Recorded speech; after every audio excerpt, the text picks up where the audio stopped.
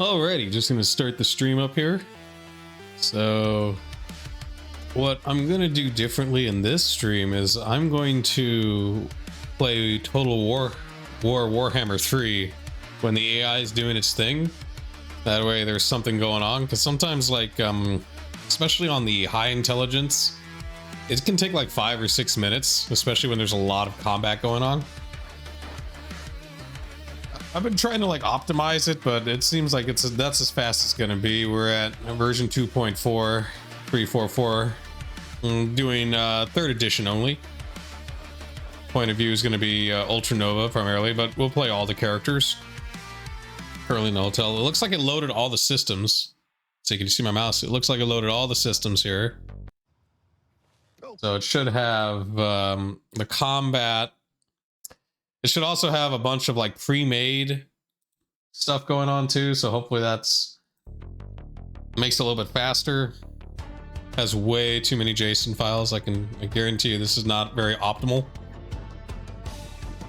That being said, though, it only took 1 minute after I did resume. Sometimes, like before, it took like 4 minutes, so maybe it is faster now.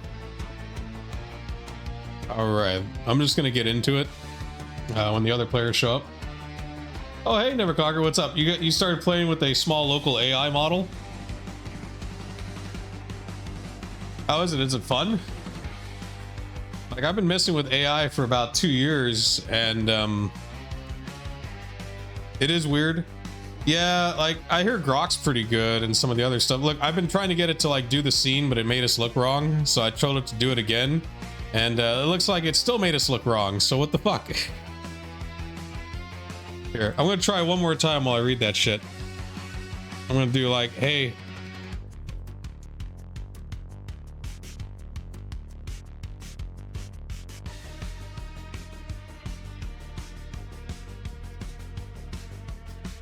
Alright, that doesn't. Like 8B LMMS? Well, what is that? Okay, that doesn't look. I'm gonna tell the AI that this does not look like how the characters are supposed to look.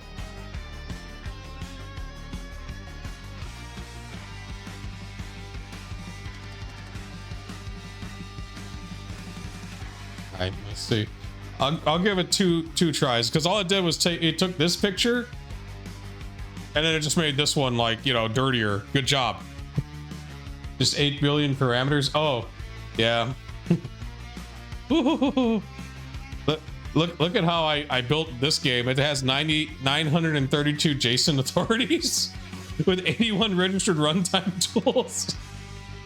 It's like over engineered. Oh, the big LMMS are over 1 trillion parameters? Damn. I'm hoping that I can get, at some point, like, you know, I hope the AI starts getting faster and shit, because I think the more this tech's gonna get better, the more I can, like, really make a ridiculous game. Let's see if it gets this. I swear, if this image doesn't look correct, I'm just gonna say screw it. I worked so hard to, like, see that she looks nothing like Maria. None of us in this photograph look anything like how we're supposed to look. It should, at least for the next 2 or 4 years. I think, yeah, because really, I think at some point, like, we're gonna hit that wall, you know, and I think really what it's gonna come down to is more hardware.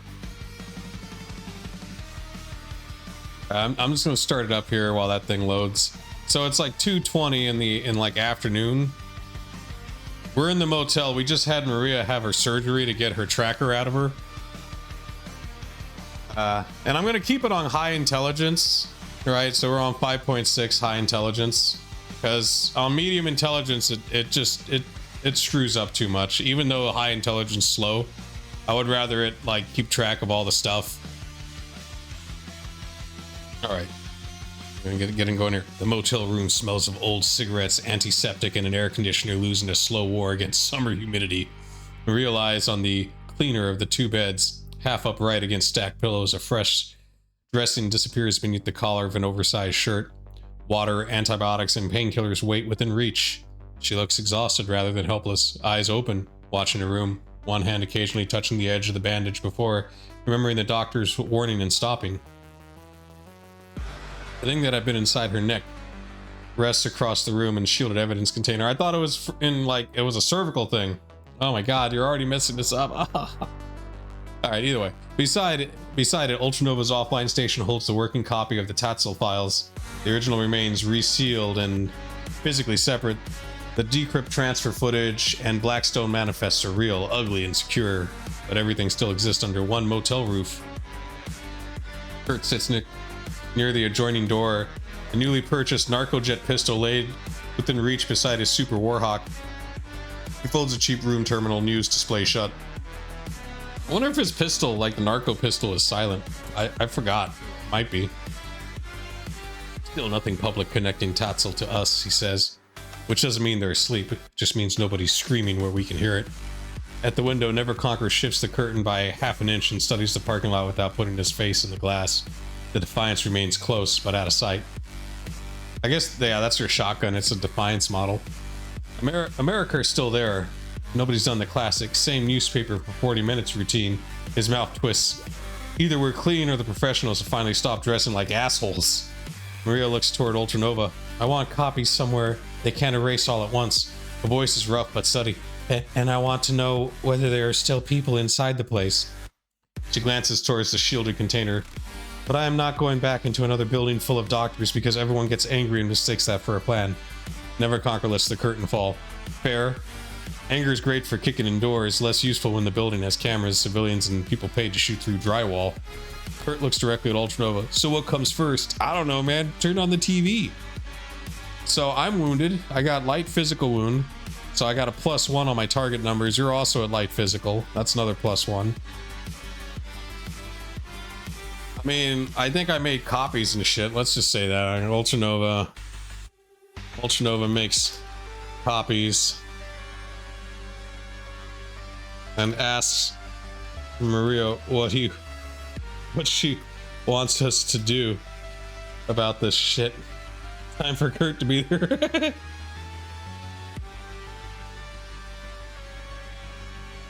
Because, like, are we gonna go hit Blackstone? Are we gonna, like, what are we gonna do here? You know, like, I'm lost now. This plot was just, we protected a movie star. I'm just gonna flat out ask her.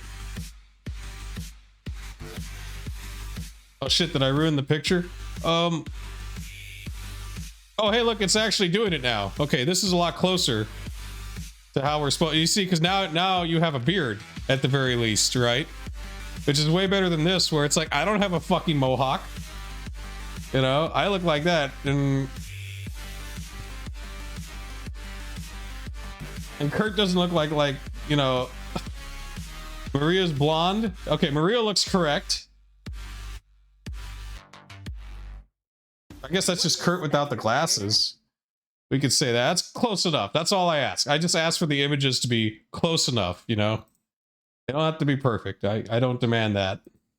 Let me get that image in.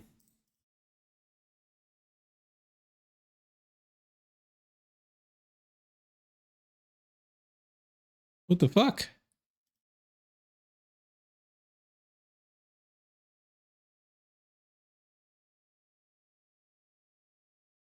Oh, I see.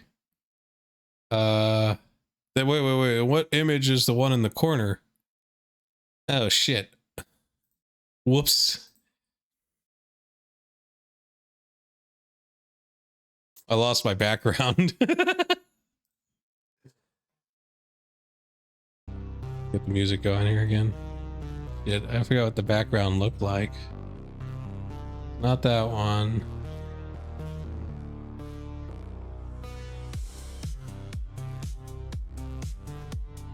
That one's cool, but we're not going to use that one.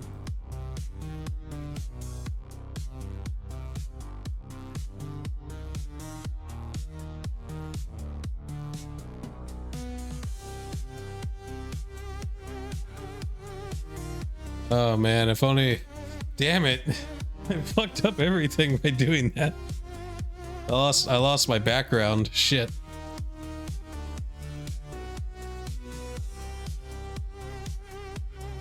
Okay, I found it. I found a bag. It's a different one, but it works. Oh, hey, look. It only took a minute. That's not bad.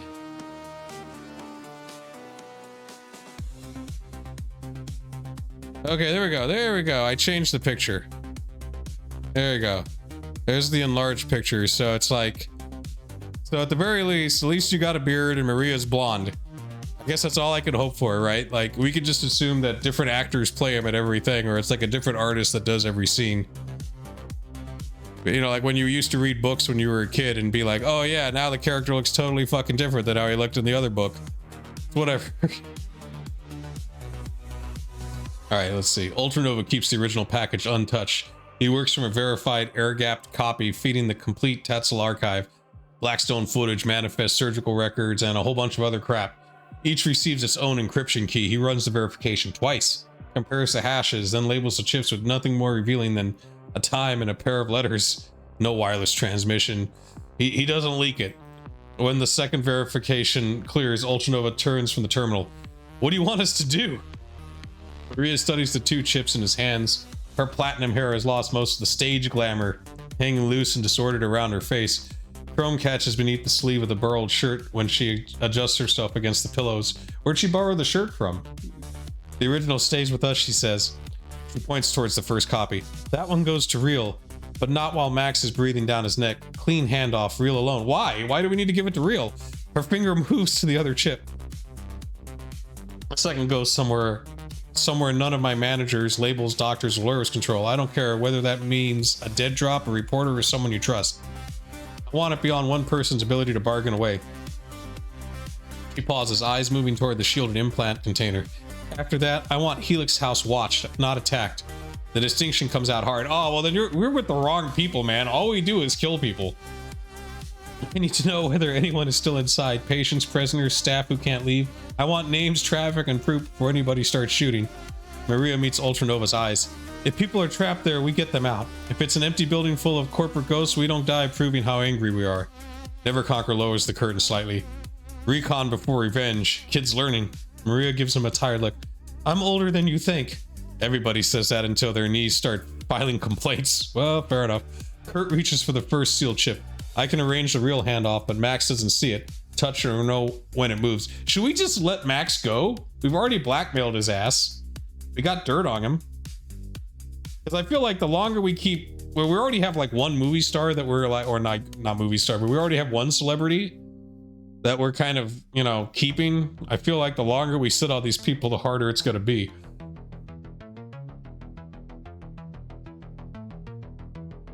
All right, well, we do what the client says. We'll have Kurt deliver the crap to Real at a...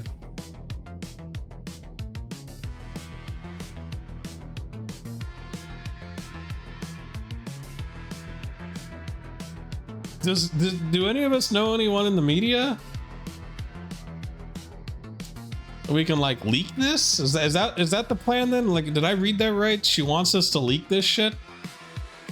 The second goes somewhere, none of my managers, I don't care whether that means a dead drop or reporter.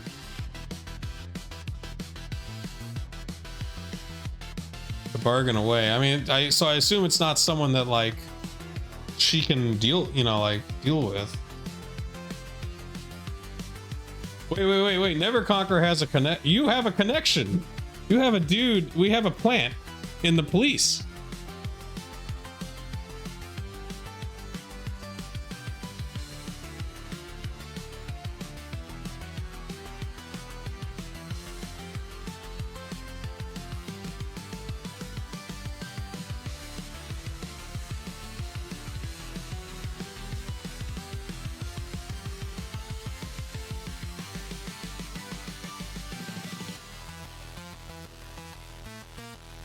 I'm going to turn on the TV and check the news.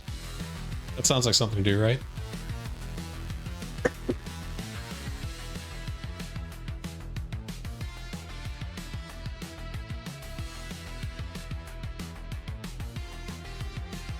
Let's see how long this takes. If it takes a minute, that's fine. If it starts taking like 4 or 5 minutes, I'm going to play Warhammer while it does it. But the last one didn't take too long. It only took a minute and a half, which I think is fair. Because if we were playing this, like if we were actually playing a tabletop RPG, it would probably take, oh crap, like I don't know, 4 or 5 minutes. Especially during combat would be worse. Probably be like 8 or 10 minutes for the full round because everyone would have to be like rolling the dice and then doing the calculations, you know, and then like writing it down on their character sheet.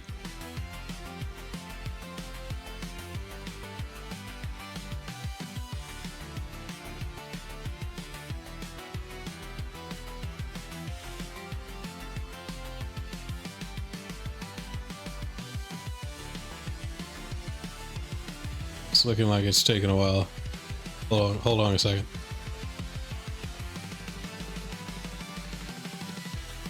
I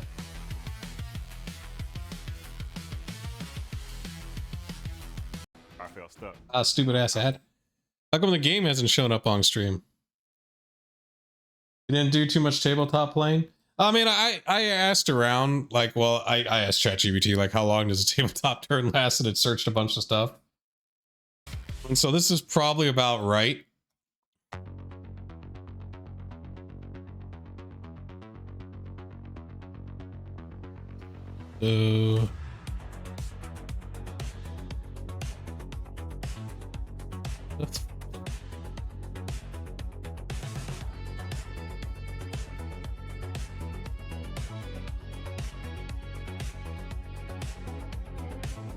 I guess I can't play Warhammer. I guess it crashes when I alt tab out. I can't find a game to play while I play this that alt tabs easily for some dumbass reason. Can you imagine that? Like, it was working off stream and then it was like, now it doesn't work. I think some GMs too will also like just flat out not roll that much. You know what I mean? Because all right, okay, now the game works, but it doesn't show up on the stream. Okay, there we go. Yeah. Yeah, okay, what the hell was I doing here? I'm playing as the Chinese here. There, we're over here, okay, so. Some dude hasn't moved. Storm Dragon, okay, so. I think the rats declared war on me or some crap. What's going on over here? These guys are moving over there? That's neat. Oh no, this asshole. I need to go deal with that guy. Yeah, he's kind of trespassing. We can't have that shit happen. So I'm gonna switch this army from up here. I'm gonna bring him down here, and then I'm gonna keep this one. Put her up there. On this guy, I can get him out of the marching order. Unless I could position him there, but I feel like there is a good position. And what else? Okay, that's it on that. Building upgrades. Nothing. I'm gonna wait this because I want this to level up, so. All right, and there's my turn. How's the RPG going? Okay, it's still oh shit, the tiger people. Okay, okay, the RPG is still going. So I checked it out. So we'll go back to this. All right, they want to trade with me? Sure. Ah, why can't I click it? Ugh. So I was able to alt tab out and alt tab back in, but I think there's like a delay when I get to like actually do anything. That kind of stinks. I'm trying to think of another turn-based game I could play that I could alt tab in and out of during this. I just want to trade with this butthole. Let's see, I clicked on the screen. That's not doing anything.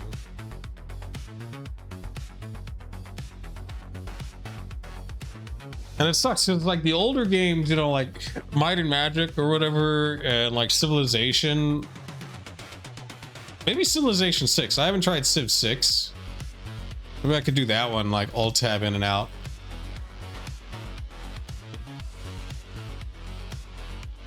I wonder why it does that.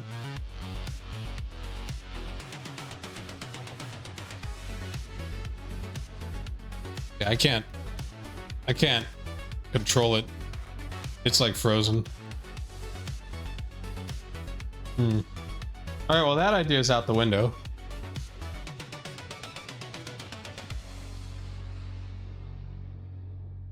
All right, what other turn-based game can I play? Shit, now I really want to play something Warhammer. Let me try this other Warhammer game out. Fuck it.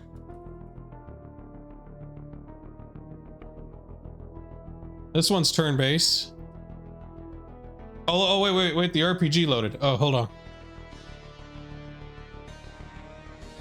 All right. Kurt takes only the real copy. He seals it inside a cheap plastic music cartridge case, wipes the outside, and leaves the motel without using a direct route.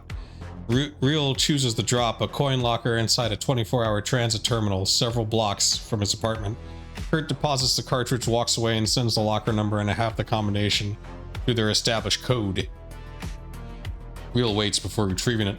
Max remains restrained in a locked interior room under camera while Real is gone. Poor Danny DeVito. No meeting, no visit. Never Conquer handles the second copy differently. He contacts his Lone Star plan through the paid retainer channel. The contact refuses transmission and does not want to know what the chip contains. Never Conquer places in a separate blind drop sealed in tamper film with a verification number. The contact retrieves it later under the cover of routine movement. The terms are simple. The package remains buried until Never Conquer and Ultranova give matching release instructions. No reporter sees it, no case file is open, and no Lone Star system is used to examine it.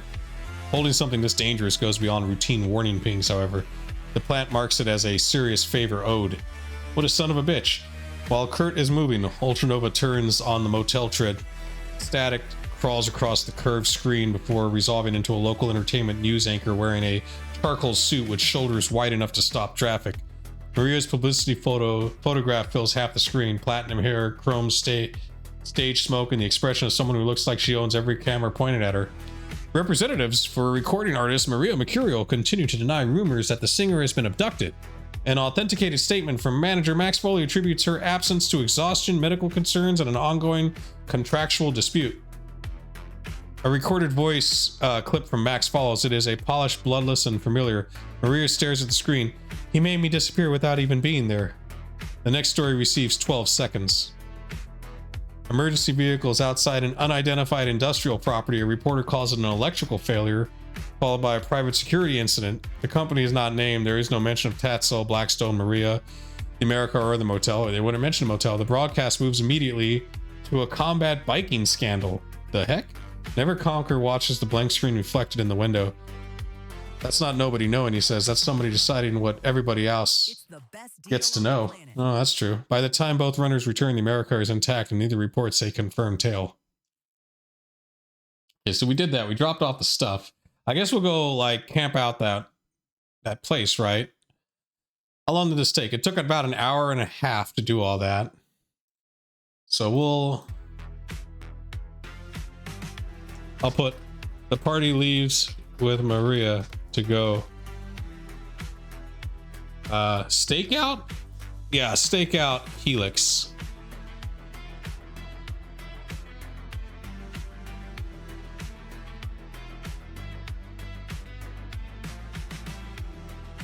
Okay. Okay, so while that goes on, I'm gonna see if I can.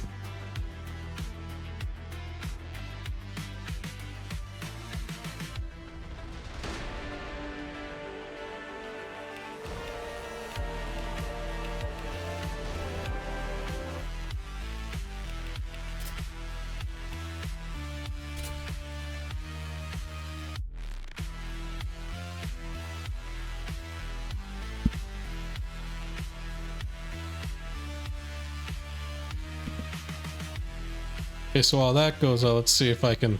Okay, so here's Warhammer. So let's see. You think I can play this one? Let's do. I was playing one earlier, so we'll just continue what I was doing. Okay, so I'm doing like a sandbox thing. Okay, so let's see. Let's see how the RPG's looking. Okay, it's still thinking.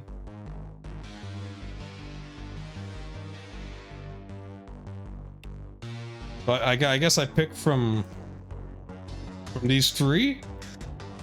They look exactly the same. Objective, season control. I get the oh wait over here. 10 range accuracy, 15. Oh fuck it, we'll do this one. Ugh, the grimdark future. There's only turn-based combat.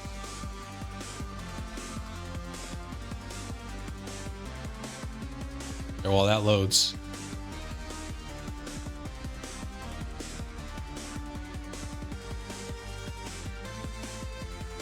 Ah.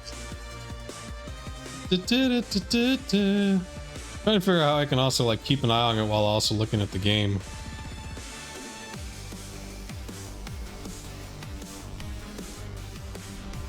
Okay, I think it's actually loaded now. Hold on. No, it's not, stupid phone. You said it was loaded. I'll just check back on it once I make my moves. We'll just do that, right? That sounds about right. Oh, is this? Okay, cool. All right, so this seems to work. It seems I can like alt-tab out into this game. So, I am the sword of Sanguinius. let me just lower their effects here because I know that's going to be kind of annoying too. Okay, done. All right. Let's put the tank up here. Let's put this guy over here. Let's put this dude here.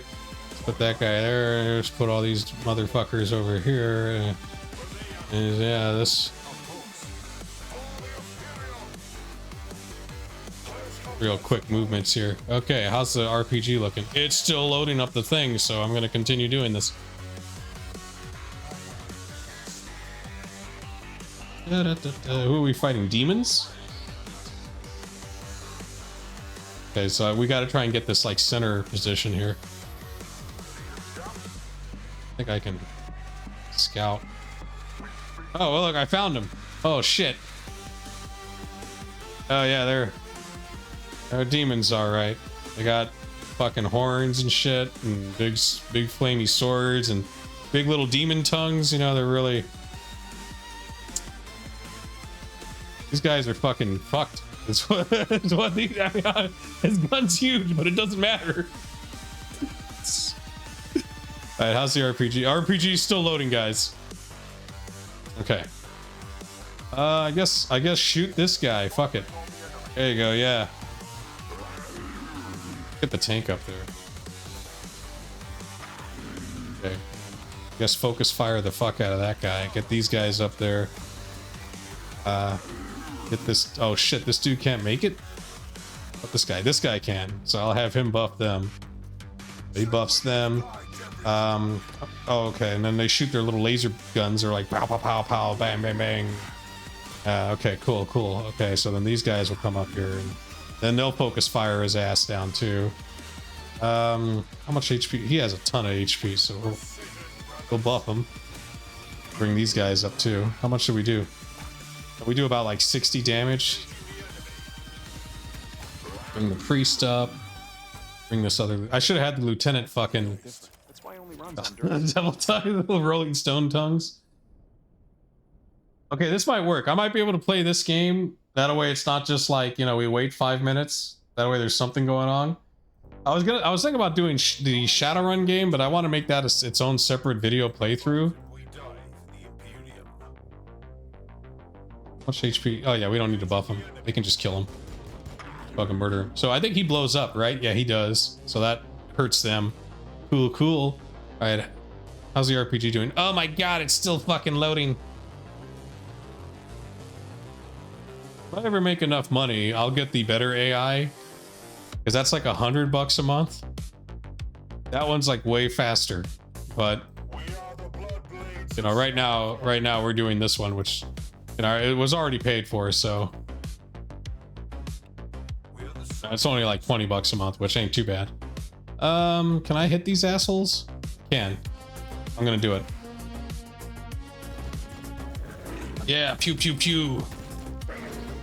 Get wrecked. Oh shit. Oh, they heal? Those guys are fucked. I guess I have a free 3D camera. I can look around. We can look at like these graphics and shit. Oh damn, they got fucking bolts? Armor bolts? Get your little tongues. They're DLC. I don't think I can play as them. I can only play as Space Marines and the Tyranids. I want to get the DLC where I can play as the Imperials because I like their tanks, but you know, since I didn't have any money when they were on sale, I didn't do that. Yeah, they got artillery. Oh, we can't see it. It's like off map. That sucks. Somehow this guy's able to shoot back. I don't know how he did that. You'll need more than that. Damn. Hold on, let me up the sound effects a little bit more on him. About here, right? Away. There you go. That's not too loud. It has to be like slightly louder than the music. There you go. Shoot him with your little pew pew guns. That's really gonna fuck him up. Oh god, burned. Taking fire!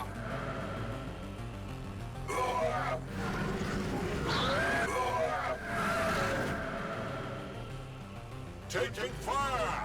I guess they have like an area. It doesn't do a lot of damage, but it hits a lot of guys. Right. Okay, now it's my turn. All right, let's see how the... Okay, the AI's done. Oop. So that took about 6 minutes. So North Lake Behavioral Recovery Center. Ultranova does not leave the Tatzel evidence in a cache motel. The original package, working copy, and shielded implant go into a locked case beneath the Americar's rear cargo floor. The drones remain packed but steady. Maria pulls a dark coat over her chrome, wraps a scarf loosely around her neck, dressing, and wears a cap and oversized sunglasses, so she just looks like an idiot. He rides reclining. I'm picturing those, like, remember those 80s oversized sunglasses? He rides reclined in the back seat beside Kurt, keeping the surgical sight still. Neverconquer takes the front passenger seat, his shotgun concealed beneath a stained motel blanket. He watches the mirrors while Ultranova approaches North Lake indirectly. Shopping center traffic, residential streets, a gas station, then Meridian Avenue from the opposite direction. The public face of Helix House is almost offensively respectable. A low recovery clinic sits behind trimmed cedars and wet ornamental grass. Patients smoke beneath a covered walkway. Family members carry flowers and paper coffee cups through the glass lobby. Nurses in pale uniforms come and go beneath a discreet blue North Lake sign. There are real civilians inside. Well, that sucks. That's going to be a problem. Ultranova makes 3 passes, never slowing at the property twice in the same way. He parks first near a pharmacy, later beside a closed insurance office, and finally along a residential side street where the clinic can be watched through rain-streaked glass. Nothing visibly follows the Americar. No guard comes outside to study it. The clinic's routine continues. Okay, so surveillance. It looks like there was a success there, so I guess we established a usable mobile observation position. So we didn't get spotted, basically. Kurt gets out 2 blocks west with an ordinary canvas bag and the posture of a man walking home from work. He disappears behind the cedar screen. For nearly 40 minutes, the radio carries only brief clicks.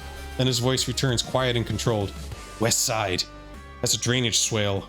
Maintenance culvert runs towards the building. Steel grill recently serviced and somebody wired the frame. Not a casual way in, but it's a way in. Well, we gotta go through the fucking sewer?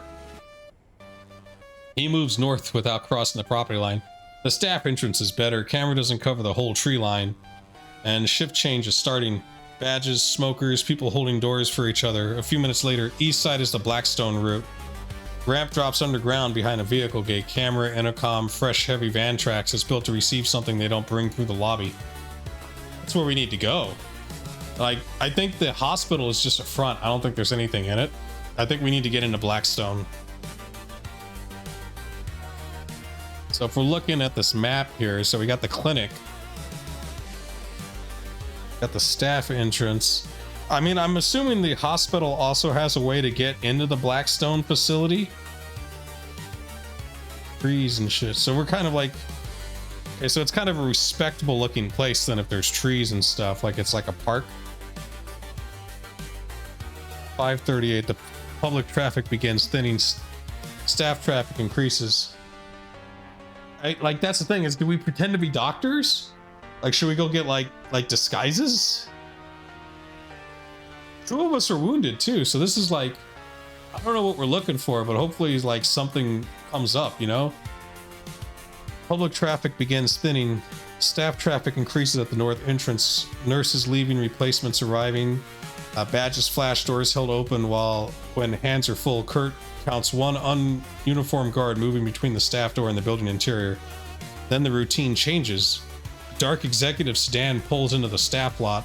The driver never shuts off the engine. He steps out, speaks briefly with a broad orc woman wearing an armored jacket beneath a clinic windbreaker. hands her a sealed envelope. She checks the east ramp herself, speaks into a encrypted radio, and returns inside. Well, we can use the injuries to get in the hospital. That's true too. We can fake being patients. That might be a way. Well, let's see where this sedan goes. The sedan leaves. The clinic does not lock down. Patients continue moving through the lobby, but the guards are no longer behaving like men enduring another quiet shift. So the driver told something to the orc woman. Maybe they know about what we did in the other place. Someone important is expected. Maria watches from beneath the brim of her cap. Her chrome fingers tighten around the sleeve of her coat. That ramp, she says, that is where their manifest says Blackstone Deliveries entered. Neverconquer keeps his voice low. They're preparing for company. Could be Voss, could be somebody higher, could be an inspection and a bad coincidence. I guess Voss is that German doctor dude, right? That we found the files on. I don't know if we could use that for cover, like, or we could just go kill the guy, but I mean, like, that's not really our MO right now, right? I mean, it is our MO, but that's not what we're trying to do. Kurt's voice comes through the radio from the tree line. I can keep the staff entrance and ramp in sight, but once the light drops, anyone arriving will be easier to follow. And I'll be easier to trap out here. Maria looks at Ultranova. We know the place is guarded, we know it's being used, we still don't know who is underground. She turns back towards the clinic. I want to see who they're waiting for. I mean, we can definitely do that. Like, yeah. Like, Ultranova. We can wait and see who they're waiting for. But unless we are disguised. Man, Maria's like super stressed though. Look, her stress is at 11 out of 13. She's at critical levels of stress. I mean, it makes sense. It's very stressful. All right, let's see. Ultranova says so we're gonna wait, do that, but unless we are disguised.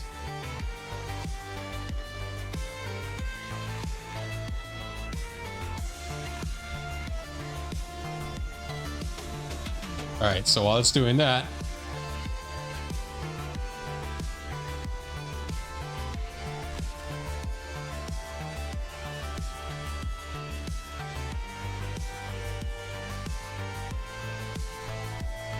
can I not go back to the Warhammer game? Son of a bitch. What is up with modern games? Can you not alt tab out of them? Is that like too much to ask? That's fucking absurd.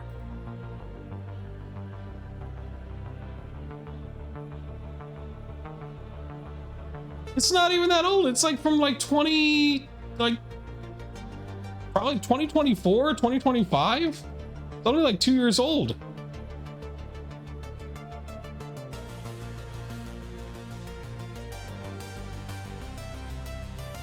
It is shitty. It's like, yeah, I thought it was working too.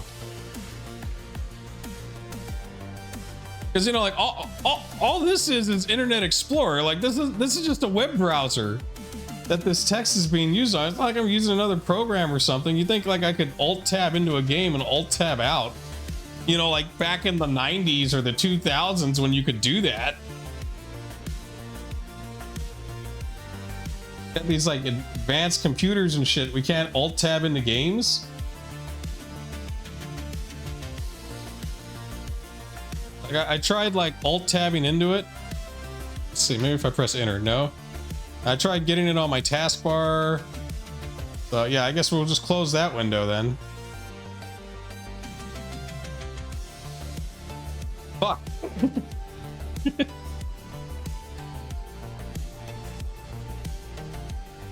Hold on, I gotta use Task Manager to close it. Son of a bitch. Don't you hate that when you have to use Task Manager? All right, need another game.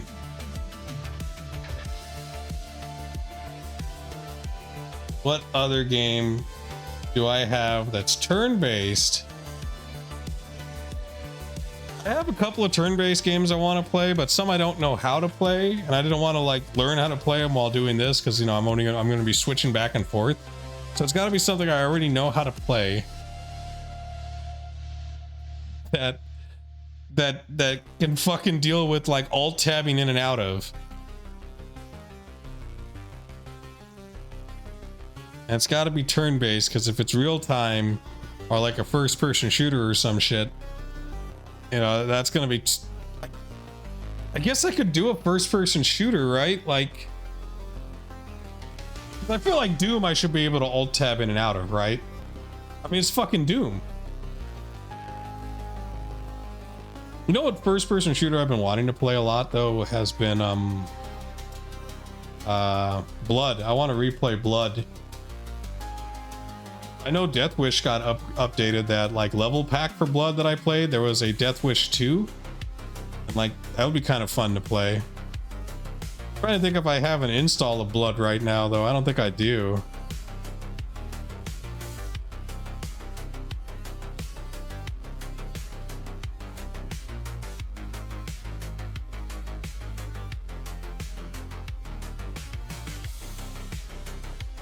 Yeah, as long as I can pause the game and like as long as it's something that I don't really care about, like putting on the YouTube, you know, like as a stream or whatever. Because I know Galactic Civilizations I could probably alt tab in and out of pretty quickly. Because that one's actually like programmed by competent people.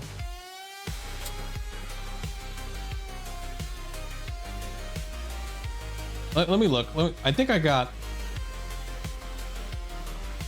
Oh shit. Oh, this is going on.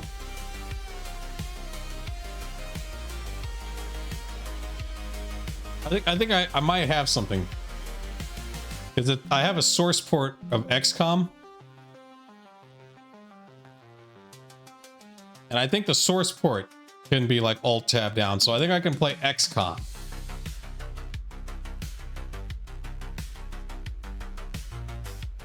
Yeah, Blood would kind of fit. The only problem with Blood though is like I'd have to like mute the music, and the music's kind of good in it, so I don't really want to do that. So let's try out. Let's see if I can get this one working with an alt tab.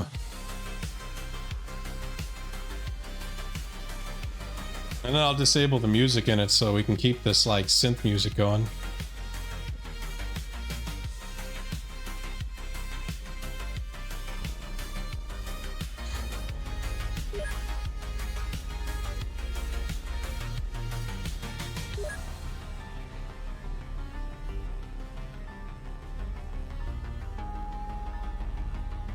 Okay, here's the music volume. All right, I turned the music off.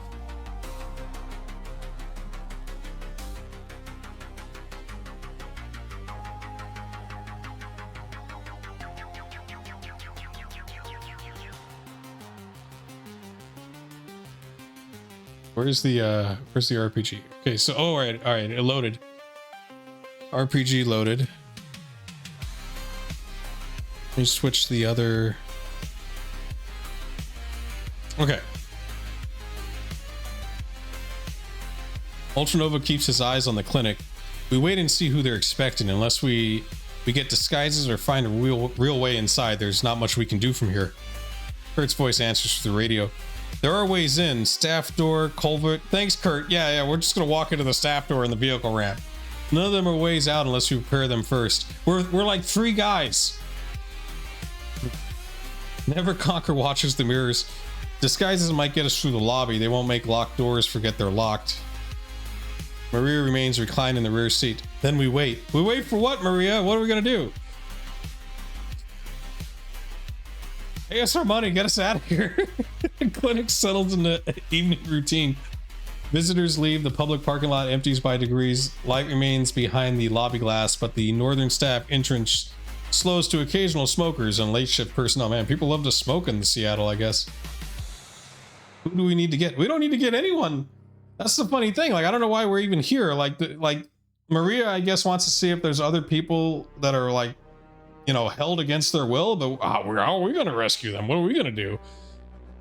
Check this out. We're generating. You know, like it's one of those things. Like, I mean, I don't know what you want from us. We're not a military organization. We're like 3 dudes.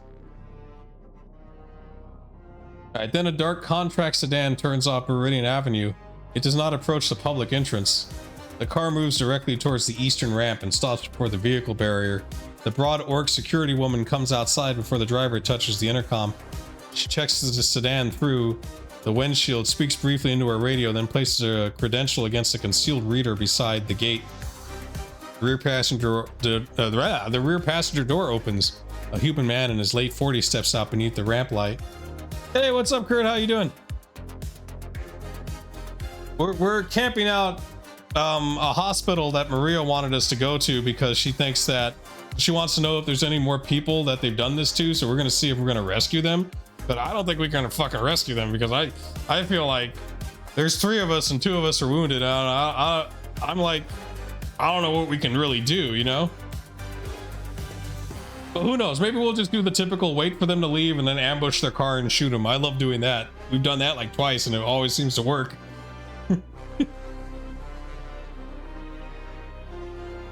Alright. A human man in his late 40s steps out, dark armored business clothes, gray beginning at the temples, controlled posture, no hurry and no concern that anyone might tell him he does not belong there. Well, a fire, so we just light the place on fire? Can we sabotage their car if they all get out? I think the parking lot's watched. They got security. I think it's like an enclosed parking lot with the gate, and there's like an orc lady security, so we can't just walk in and fuck up their car. The crew has seen his face before on the Blackstone transceiver recording. He stood beside Maria's restrained chair and discussed stripping away what remained of her identity. Okay, so it's Dr. Adrian Voss, so that's the guy that's behind all this. Kurt whispers over the radio, confirmed, that's the man from the recording. And I guess you're on foot and you're just kind of circling the place. Never Conquer, Maria and I are in the car. Because Maria wanted to go here, and you know, we're just doing what she tells us to do because she's our boss now, I guess. Voss exchanges a few words with the orc woman. She does not search him. She escorts him through a narrow personnel door beside the ramp while the sedan's driver moves the car into the staff lot and leaves the engine running. Maria stops breathing. Her chrome fingers close around the interior door handle, not opening it, just gripping until the synthetic material creaks. That's him. Oh, we already did Perfecto. Perfecto led us here. So we did Perfecto, and we found out that like she has like false memories. Then they wanted to use her to control like the media, I guess, because she was already a rock star. She's not like a fake persona.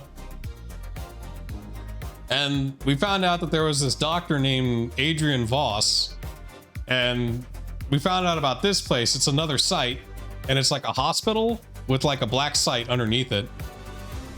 And so now we're just hanging out here. I don't know what she wants us to do. I mean, we can kill this guy, but like, you know, that's kind of, if we're trying to like save people, we can do that too, but I'm not really, you know. For a moment, her eyes are not seeing the parking lot. Her shoulders pull inward and the words come out thin and distant. Oh, I got your trank gun, by the way, too. I did ask her what she wants. I'll ask her again when we're done, because she wanted to go over here. And I'm like, I don't know why, what the fuck we're supposed to do.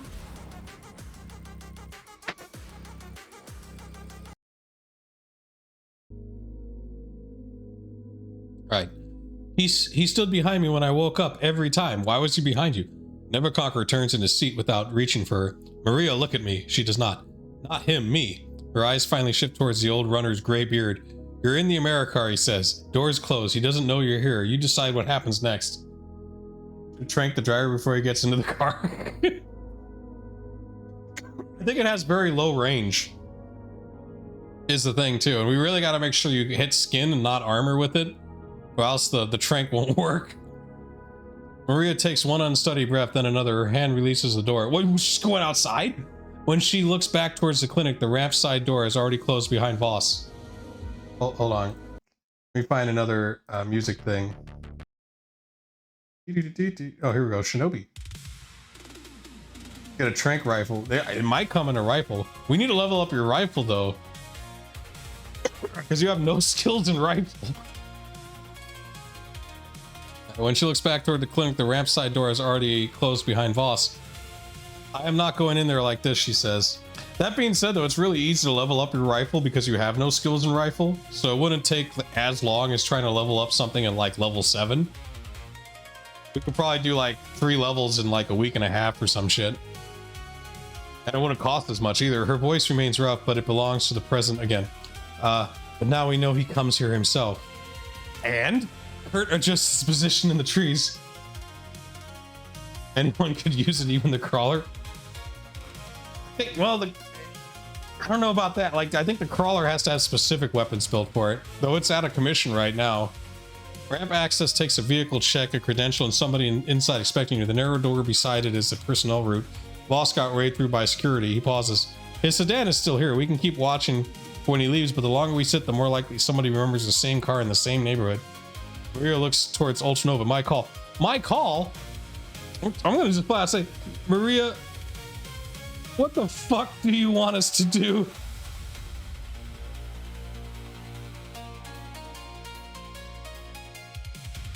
Look, her stress went up too. Look at this. It went up 1 point. She's almost near like breakdown just by seeing this guy. I mean, we can kill him when he leaves.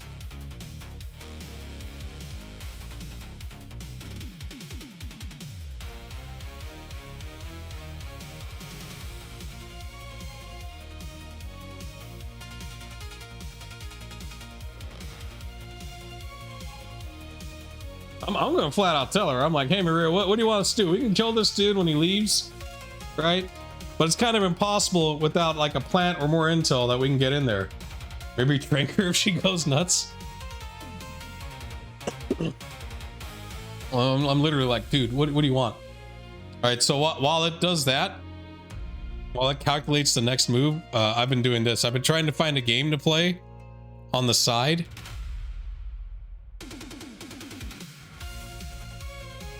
Holy shit, did it just start up? Oh, okay, all right, never mind. We're on the next thing. Bloop. That was quick. You want to kidnap him? Well, of course you don't want him dead, Maria. That would be fucking easy. Maria turns to Ultranova, anger flashing through the fear. I don't want him dead yet. She points towards the clinic. He knows who is inside. He knows how the underground ward works. He knows whether they moved anyone after Tatzelburn. The boy studies. Follow him when he leaves. Find out where he sleeps, where he works, who he reports to. Get his access credentials if you can. Take him alive only when we have somewhere secure to hold him in Real's apartment. We can just hold him there with fucking Danny DeVito. It doesn't matter. Just pile him up. Who cares? Nevercocker nods once. Killing him in a parking lot buys revenge in a building full of alerted guards. Taking him later might buy the building. Kurt watches the ramp through his optics. His driver's the weak link. Driver stays outside, keeps the sedan ready. Probably knows the route and the schedule. We can photograph the vehicle, get the plate, follow it, maybe identify the contractor without touching boss tonight. Maria looks directly at Ultranova. What I want is enough information to get people out without turning the patients upstairs into casualties. She glances towards the illuminated clinic windows. So tonight we watch. We follow boss when he leaves. We do not kill him unless he forces the issue. Okay, I mean, she's the boss. All right. The party does what Maria says because she's the client. So we're just surveillance right now. So here's the thing, Kurt. Should we release Max? Because I feel like the longer we keep Max, the more fucked we are. Because we can release the statement he made. We're blackmailed him, so he can't say anything about us. Yeah, if he dies, things might get cleaned up. That's true too. Or if they know that, they should already know that we're on to them. So I don't know if they're gonna like clean up their whole mess, you know. But we hit one of their like places. We need to release Max on conditions he agrees on. I'll do that one next with Real. All right, now I gotta remember how to fucking play this game while this stuff loads. Hold on. Bear with me here. Do I have a game? Oh my god, I do. What the fuck was I doing in this? How many bases do I have? One base. How many agents do I have? A shitload of agents. I think I might just restart this game, to be honest. Like, I don't remember shit.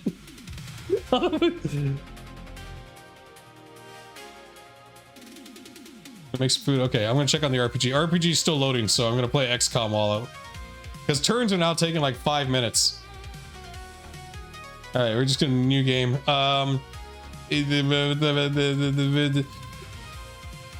You know what? Since I'm streaming, we'll put it there on veteran. Ah, fuck it, genius. Fuck it. All right, where should the base be? I kind of want to role play the FBI, so I kind of want to put it like here in Washington. I know that's stupid, but I don't care. So there it is. We're gonna call it the FBI. FBI. Okay, cool. All right. Oh, okay. Let's put the lift here. We put the hangars up here. I'm gonna put the general stores. The gym, sure. How big is XCOM headquarters? We'll put the headquarters there. Fuck it. We got a corridor for some reason I don't want to use, and the point of that is, I guess I'll put it here. Oh, you know what? Fuck it. Let's put it here. Yeah, sure. Why not? Actually, that was really stupid. I shouldn't have done that. I shouldn't have done that at all. All right, let's see. What's the agents like? Okay, we got these guys. I got 2 of them in the car. That's good. Good to know. All right, it's still loading the thing, so. We should also get some money for arranging Maria to talk with Armando, confirming her well-being and also possibly returning to him. I don't think she wants to work for Armando anymore. She doesn't want to work for any of them. She doesn't want to be owned. That was like her whole deal when we were talking to her. Let's see. No, wait, I don't want to build a new base. No. That back here. Agents. Equip craft. That's what I need to do. Oh, he said he wouldn't pay to just know that she was healthy. That's true too. We could probably do that one. How do I equip these guys? Well, is it this one? No, this is just, is it this? There we go. Lam Yao. So what does he got? He's got a shotgun and 2 shells. That's fine. We both have shotguns? All right, we need to... What guns can I buy? This one. Okay, taser pistol. What the hell is a Mud Ranger? And we said she wasn't guaranteed to come back to him. Just talk with him and rest is on. Oh, you're right. You're right. We could contact him. Let me see if the... Okay, so the game finished loading. Boop. That wasn't too bad. That was only like 3.5 minutes. So North Lake, 7:21 p.m. Which is our whole inn held up. We could do that after we stake out right now. I mean, I could have a scene going on with Real where he lets Max go because Real's not with us. So that could happen simultaneously while this is happening. Yeah, after, okay. The staff entrance opens again. Dr. Boss emerges with a narrow black medical case chained to his wrist. The org security chief walks him to the sedan, speaks through the open rear door, then steps back while the driver pulls away.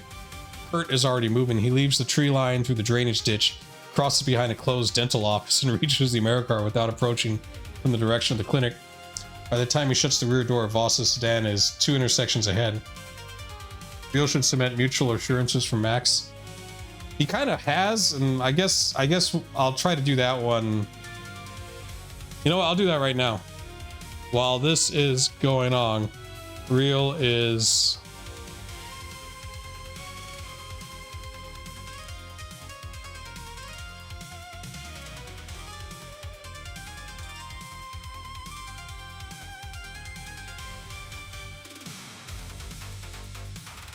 Okay, letting him know.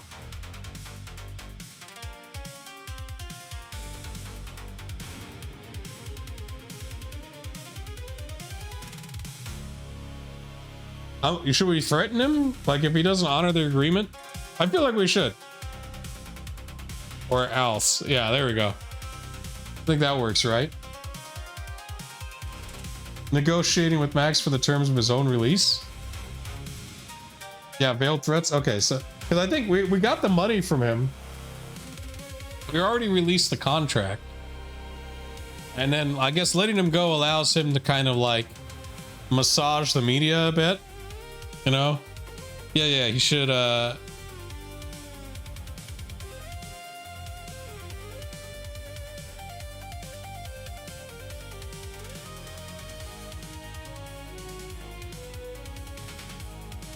and the party wants assurances No more strings. Hey, what's up, Tonus? Hey, Tonus is here. We can have Tonus show up randomly. We can spawn Tonus into the game. All right, we'll do that one. Okay, so while that's going on, I'll read what's happening here. That's a fourth party member right there. He can go use his nunchucks and say some weird anti-government stuff. Let's meet Tonus's character. I'll do it when there's like when there's the opportunity.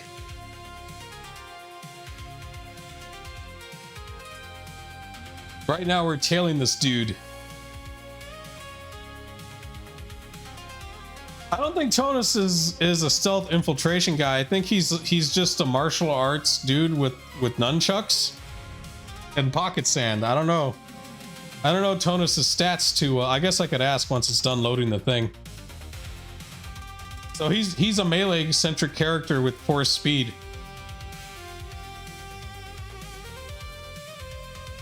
Which would be great in terms of combat. I don't know how effective he is in terms of following people.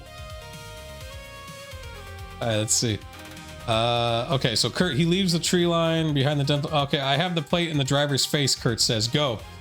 Ultranova lets another vehicle enter the gap before following. The contract sedan heads south through the evening traffic without using the most direct route. You forgot all the details. That's fine, the game didn't. You look like Ron Swanson and you're a libertarian. It changes lanes twice without gaining ground. Circles a shopping complex, then returns to the same arterial road. Never Conquer watches its mirrors from the passenger seat. Your backstory, Tonus, was that you were part of a secret martial arts sect and they kicked you out for being too wacky. And now you're a homeless guy. And you have mag nunchucks. I don't know how that's... Alright, Never Conquer watches his mirrors from the passenger seat. Driver's checking his back tail. Could be Habit, could be us. Maria remains low in the rear seat, hidden behind Kurt and the darkened windows. He'll be an excellent diversion. The moment we need him. Don't get close, losing him is better than warning him. At a stacked highway interchange, a delivery truck blocks the Americar's view. The sedan vanishes into 3 lanes of brake lights and wet concrete. I don't know if he can tank. I mean, I don't know much about Adepts. I'm sure once he gets into melee range, he fucks people up pretty easily. Ultranova keeps moving without accelerating. Kurt leans forward between the seats. Left lane, 2 cars ahead of the blue van. Right taillight has a crack across it. The sedan appears. Okay, so he almost lost us, but I guess we got back. Bellevue. Is Bellevue like the good neighborhood? So the sedan crosses into Bellevue's corporate... oh, it's a corporate district. Fuck. Glass towers rise behind older concrete apartment blocks. Sodium lamps paint the wet streets orange. Animated advertisements crawl across building faces and jittering loops. Medical insurance, memory enhancement, executive relocation. Can our drone follow the car? The drone has limited range, so I'd still have to be near the thing. I didn't unleash the drone this time because I'm driving and I got the drone. The sedan descends into the underground garage of Crown Meridian. Okay, so he lives in the executive residence. Hopefully you don't die immediately. I think you'll be all right because you're like our level and you're an adept. So I think normal people you should be able to pretty much kill. Okay, the 30-story corporate housing tower with a uniformed lobby guard, gated parking, and cameras covering both vehicle entrances. Ultranova passes the tower rather than following it inside. He circles once through an adjacent commercial block and parks to the America. Can see the garage exit reflected in the mirror face of a closed bank. 9 minutes later, the contract sedan climbs back out of the garage. Boss is no longer inside it. The driver turns west towards central Seattle. Maria studies the residential tower. Its lobby windows reveal polished stone, potted palms, and a illuminated directory that cannot be read from this distance. He's staying here, she says. Maybe under his own name, probably not. Never Conquer watches the sedan moving toward the next intersection. 1 vehicle, 2 leads. Kurt raises a small camera containing the driver and plate images. If we stay, we can identify Voss's floor, routine, and apartment. If we follow the driver, we may find the contractor, garage, where he pays for the car. The sedan's indicator begins blinking at the intersection. Maria looks towards Ultranova. We cannot keep both. Well, that shows you. All we gotta do is just, like, have someone stay here while I tail him. But ideally, we should just go after boss. I don't think we need to give a shit about the driver. Who cares? And so it's still doing this one. So I had it load in what Real's doing with Max. While it does that, I guess. Back to XCOM. All right, what was I doing here? Berettas, small shotguns, handcuffs. I'll be real with you. I feel like XCOM's probably a bad game for me to play while I also do this, because I don't. There's a lot of shit to keep track of in this game. So it's funny how this is the game that works with alt tabbing. You know what I'm saying? Like this one. Okay, cool. We got an intelligence officer. Yay. Play Star Trek instead. Right. Maybe Star Trek might work. I need something that I can alt tab out of that doesn't crash. I tried like 2 other games already, and they all like fucking crashed. Okay, cool. We got chief accountant. Excellent. Quartermaster. Yeah, everyone has to do their little introductions because it's a new game. And it's a lot of people here. Oh, we made money by doing nothing. That's awesome. I love being in a government agency. Oh no, strange life form. Okay, cool. Something to do. Send the car out. Yeah. Boop, boop, boop, boop, boop, boop. Oh, is it daytime? Oh, it's fuck it. Oh wait, we do have like pistols. Oh great, you can't see shit. Excellent. How do I turn on the fucking night vision? Ah! Links, what is this one? There it is. There you are. Okay, well that's something at least. Okay, it loaded the next fiction. We'll watch the agents die at night later. Okay, Real's apartment at 7:44 p.m. Real sets the new Tatzel copy on the table without opening it. Max Foley sits across from him, wrist still bound. The old Trid camera records both men, the wall clock, the sealed evidence case, and the printed addendum waiting beneath Max's thumbprint pad. Real keeps the Predator holstered. You already signed direct control of Maria. Now you've finished the job publicly. Max's eyes narrow. What exactly do you want me to say? Maria is alive. She's acting voluntarily. She's a free agent. You don't own her contracts, money, property, medical decisions, name, chrome, or future. You withdraw the kidnapping story, cancel anybody looking for her on your authority, and promise you won't identify or retaliate against the people who helped her. Real taps the sealed evidence case. We keep your greatest hits unreleased while you keep the agreement. You break it, copies go places you can't buy back. Max studies him. And I walk out alive with my property and none of you hunt me down afterward? You walk out unharmed. We don't publish the Blue Room package or come after you solely over this business while you comply. Real leans forward. But I don't speak for Maria. She belongs to herself now. You don't get her silence as part of the bargain. Max's jaw works for several seconds. You people have no idea what you're stepping into. Then it should be easy for you to stay out of our way. Max finally looks down at the addendum. Give me the pad. He signs. The agreement names Max personally, foliage management, its agents, contractors, affiliates, successors, debt collectors, a whole shitload of people acting under authority originating from him. It prohibits private recovery effort, police complaints seeking Maria's return, account freezes, contract assignments, liens. This shit ain't gonna fucking hold in a court of law, but whatever. Real records Max reading it aloud before accepting the thumbprint and biometric signature. Then he gives Max access to a clean terminal connected only to Foley Management authenticated press service. Max looks into the camera. Maria Mercurial is alive, safe, and acting of her own free will. Effective immediately, Maria is no longer represented by Foley Management and is a free agent. Foley Management asserts no contractual, financial, medical property, or any authority over her. We have not requested and will not request the law enforcement or private security detain or return her. Previous reports suggesting that Maria was kidnapped or being held against her will or withdrawn. Maria will decide for herself when and how she returns to public life. The contract itself is incriminating, so it still holds weight. That's true. And he knows we can just come and kill him. Like, what are they gonna do? Arrest us? Like, I don't even think some of us even have IDs. Especially evidence name inside. Max submits a statement through his authenticated management account. Real watches the distribution confirmations arrive from 3 entertainment wires before disconnecting the terminal. All right, so we leaked that to the news. At 8:09, Real releases Max at a crowded public terminal several kilometers from the apartment. Max has pocket secretary, telecom, cred sticks, identification, and unloaded street line special. Are sealed. Oh, he had a gun? Are sealed inside a station locker. He receives the combination only after Real has left the concourse. Max walks away alive, unwounded, furious, and publicly committed. At 8:17, Ultranova's pager vibrates inside the Americar. The coded message is brief. Guest checked out. Second trailer is live. No sequel while terms hold.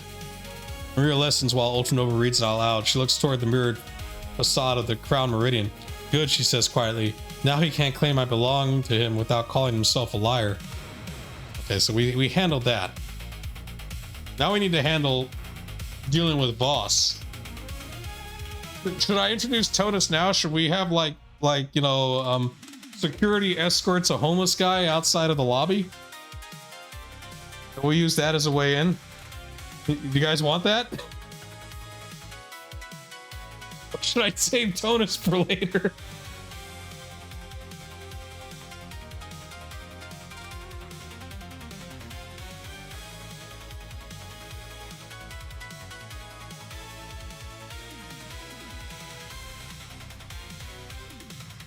Whenever he's needed. I mean, that'd be an interesting way to introduce. I just don't know why he would be in the you know, like, why would he be in the corporate sector though? You know, I feel like that place they would have shoot him off a lot quicker. You know what I'm saying? He can be a secret weapon. You know, because I feel like in a more uptown area, he wouldn't be able to wander. They would have picked him up and put him somewhere. You know, the cops or whatever. Then again, this isn't like a gated community or anything. He's just a weirdo that wandered onto the premise. What time is it? 8:09? Yeah, he could just be a homeless guy in the corporate sector. You know what? We're gonna ask a question. Is Bellevue, I'm gonna spell it wrong. We want to make sure this is true to lore. Does Bellevue tend to have homeless people wander into the buildings every now and then? While it answers that question, I'm gonna play some terrible XCOM here. Okay. All right, there's an alien out here, guys. Let's look over here. No alien. Let's look down there. No alien. Okay. I don't see shit. In the turn. All corporate areas have nearby slums, right? Remember Dirty Work? Oh fuck, we found him. What is that thing? A werewolf? Oh, they're dead, man. They're dead as fuck. Look, it's got claws. Oh shit. Oh, he's right there too. Oh my god. Dude, they're fucking dead. All right, well, it's still loading. It's still loading the thing. Okay, I'll continue playing this. Here, crouch. No, not that guy. This guy. You crouch, and I don't think I have enough. Do I have enough for aim shot? No, 26. I have enough for a snapshot. Boom, missed. Fuck yeah. Bloop. All right, let's see what happens. Okay, a werewolf comes and fucking murders him. Oh, amazing. Who would have saw that coming, huh? And then this guy gets in the car and drives off and says, mission accomplished. That's how that works. Well, we never liked the ham anyways.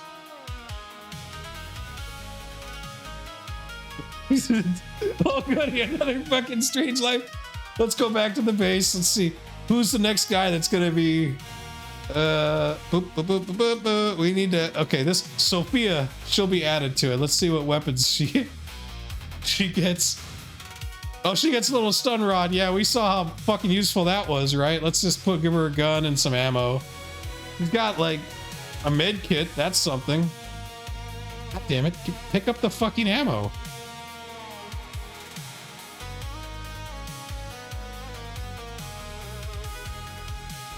Can we open the fucking box? New production. No.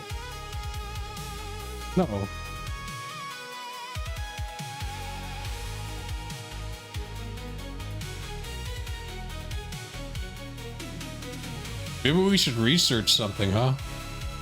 Like the weapon box. Because we apparently have a weapon box. Let's research that. Let's send the car out here. Okay, let's see if the thing's done loading. Okay, it's done loading. It's telling me something. Yes. Okay, so the homeless people do exist, but Bellevue aggressively prevents it from becoming normal. Bellevue sits beside the Redmond bearing, so homeless and sinless people do drift into its commercial areas, transit stops. However, Bellevue's government, Lone Star patrols, private security, and corporate landlords work hard to keep the district visibly clean and affluent. For Crown Meridian executive offices, a homeless-looking person might manage to follow someone through the outer doors during a busy moment, especially during bad weather, but they would immediately stand out. So there's a uniformed lobby guard. So a homeless person wandering into the lobby every once in a while is believable. All right, that's good enough. Well, the...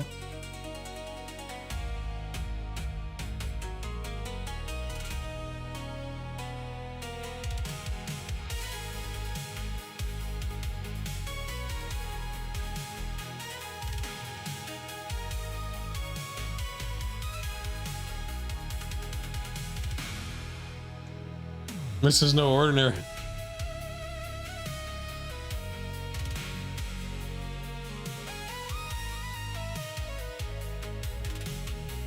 What would Tonus say?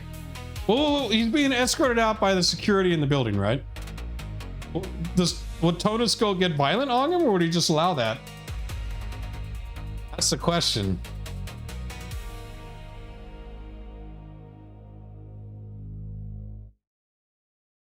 And then what will the party do?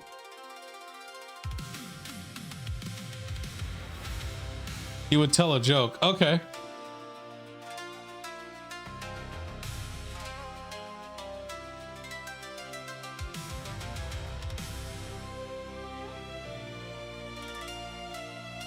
He's loud and semi-coherent.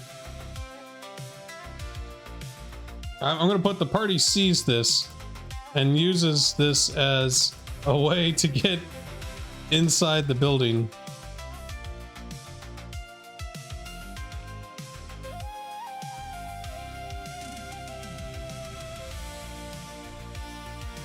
Like that what are the charges guy. I was thinking of here, let me find the clip. I'll do that once I do this one. Oh. A sumptuous Chinese meal. Oh, the one that Matt Berry or whatever like fucking based his character on. It's sumptuous. You know you did. Yeah.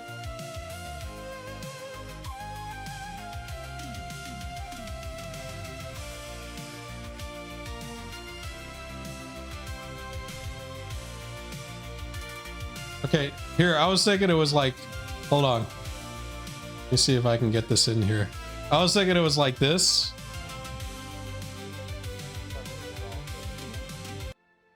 I think I finally realized just how low I'd sunk one day when I was at my daughter's soccer game. She lives with her mom.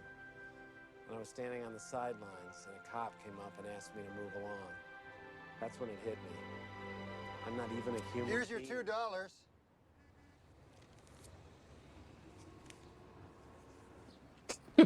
Oh wait, is this? Oh shit! No, that's like. I wanted the scene where they where he pays him $2 to go run amok. Oh shit! Oh, you guys like Peter Piper pizza? Get your hand off my peanut. Oh goodness. Oh yeah, here we go. Right about here is when they pay the homeless guys. Psycho, out of control homeless guys? Yeah, we're more the broken, spiritless, I've lost the will to live type homeless guys. How about for $2? And then so Tonus just does this, basically, but he's one guy, and then we just walk in. I feel like that would work, right?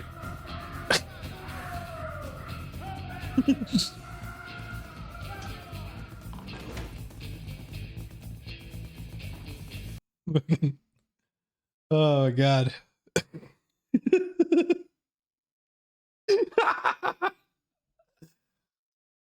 Like we're not those types of homeless guys. We won't do that. How about $2? And then they go into it. Oh, that movie's so funny. All right, let me put the music back on.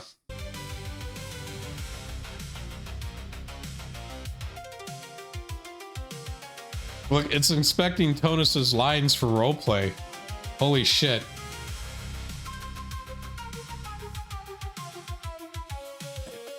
Let's go back to Sexcom over here. Oh, look, we figured out how a weapons box works. Oh, it's a box full of weapons. Good job, guys. Fucking scientists. These brainiacs here. Let's see. I don't know. Hey, what's a money briefcase? Go here. Get 5 guys on it. Shit. Oh, now we can open the fucking weapon box. Oh, nice. Nice, guys. We didn't know what it was.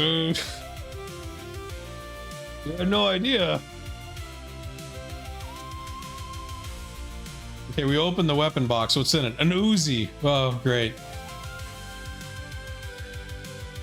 Should I wait until it's daytime? You know what? We'll actually wait until it's daytime. It's easier that way. So let's put it on patrol. Okay. All right. Oh my god, is it in the polls? Is it never going to be daytime? Well, look, they figured out what a money briefcase was. Oh, it's got $100,000. Money makes the world go around. Good job, guys. Fucking geniuses here. Although we can study the Uzi. I guess we'll go with secret files. I don't know how the tech tree works. Yeah, it's never gonna be not nighttime, so we might as well just fucking just get the car. Get in there. Okay. Strange life. Begin mission. Cool. Alright, so he's got that and she's got a pistol. Alright, oh shit, we immediately see him. Hold on. Turn on the night vision. It's a fucking zombie. Well, we're fucked now too. Alright, back to Shadowrun. Ground Meridian Executive 819. The lobby doors open hard enough to shutter in their frame. 2 uniformed building security officers escort Tonus onto the wet sidewalk. He is broad-shouldered beneath a battered work jacket, heavy mustache bristling under a deadpan glare, a rolled tarp, and several pieces of unidentifiable pocket debris hang from him like evidence from 3 unrelated crimes. I have rights, Tonus announces to the lobby, the guards, the rain, the Bellevue generally. Human rights, squatter rights, maritime salvage rights. You cannot establish that this building was not abandoned at some point philosophically. Keep walking, one guard says. Tonus plants his boots long enough to make both guards push him another step. You know the difference between a Bellevue landlord and a ghoul? Neither guard answers. The ghoul waits until you're dead before it eats you. The fuck? Tonus laughs loudly and alone. One guard looks disgusted, the other turns his face away because he is dangerously close to laughing. The lobby officer leaves his desk to help. A resident with grocery bags freezes halfway through the outer doors. All 3 security men are looking at Tonus. Inside the Americar, Neverconquer watches the spectacle through the windshield. Of course you know him. Maria sinks lower beneath her cap and sunglasses. Ultranova and Kurt leave the Americar from opposite doors. Oh, wait, let me retcon that. Oh, the party doesn't know Tonus. All right, we're back into the fiction there. All right, Ultranova steps on the concierge desk, lowers the privacy screen, and works through the terminal's resident and vehicle arrival interface. The system is local, corporate, and badly configured for a clerk abandoning an authenticated session. Oh wait, no, Tonus is still saying weird shit. So I guess I get on the computer. Sorry about the spoilers there. All right, Kurt falls in behind the resident carrying groceries. Ultranova walks beside him, neither rushing nor looking toward the guards. Kurt catches the inner security door with 2 fingers just before it closes. The inner door closes behind them. The lobby smells of polished stone, synthetic flowers, and expensive disinfectant. A decorative waterfall murmurs against one wall. Cameras cover the doors, desk, elevator bank, and garage corridor. Ultranova and Kurt are inside, but they are not invisible. Their undisguised faces have crossed at least 2 visible camera angles. Oh, wait, hold on.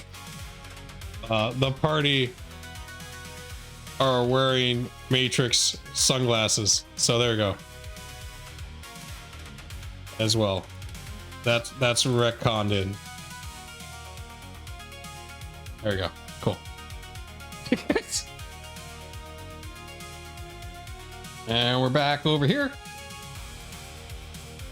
When Kirk glances towards the abandoned concierge desk, its terminal remains active beneath a translucent screen. The lobby officer left in a hurry, so he's still logged in.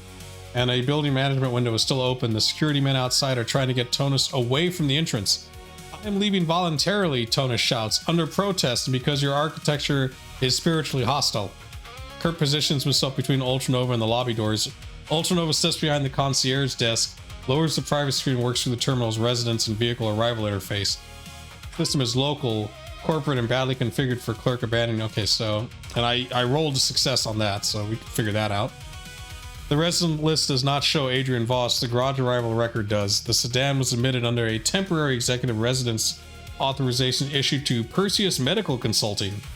Its registered occupant is listed as Dr. A. Voss, Suite 2217. Ultranova copies the floor number, temporary credentials sequence, and elevator authorization onto his pocket secretary. He closes the management window but cannot erase the fact that the terminal session was used. Kurt takes the elevator with him before the lobby officer returns. So we're going up the elevator. Yeah, we did the dirty work thing.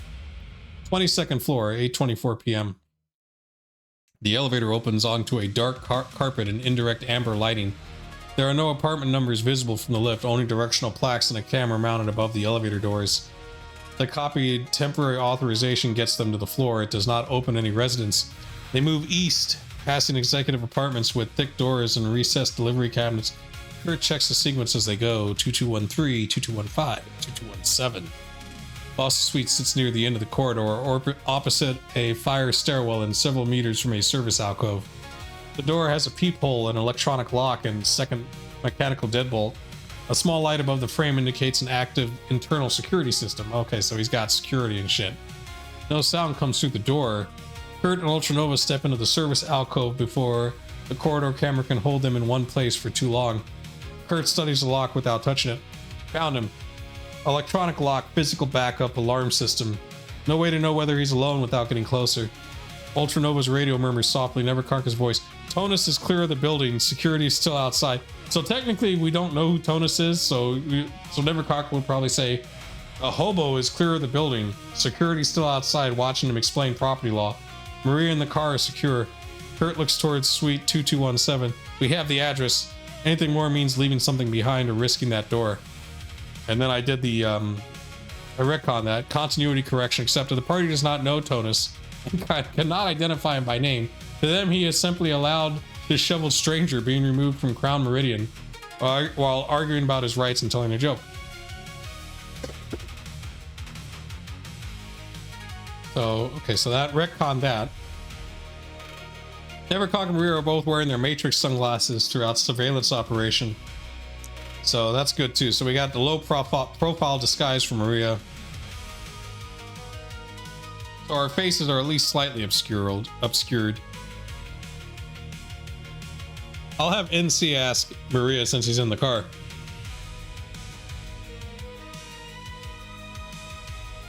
Tells Maria.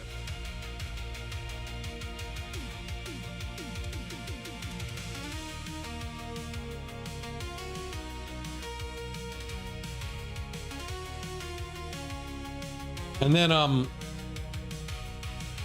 then if Maria tells us to leave and not kidnap this guy or anything, Ultranova will give Tonus $2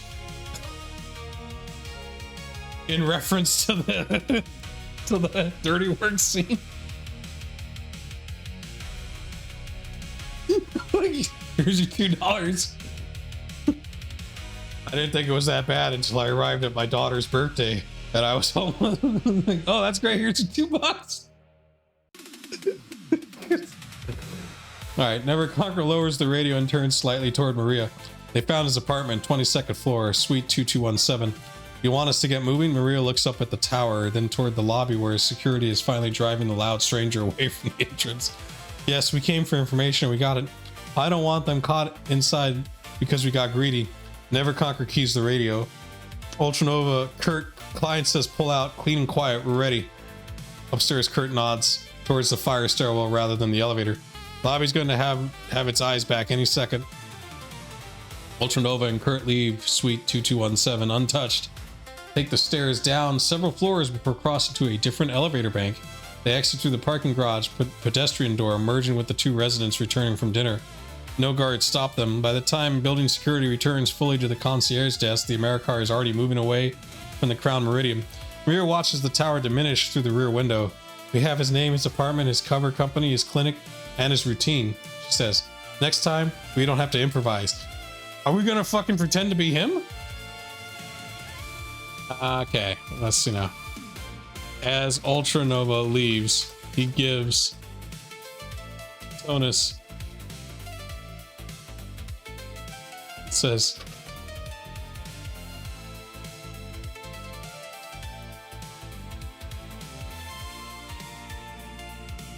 there we go.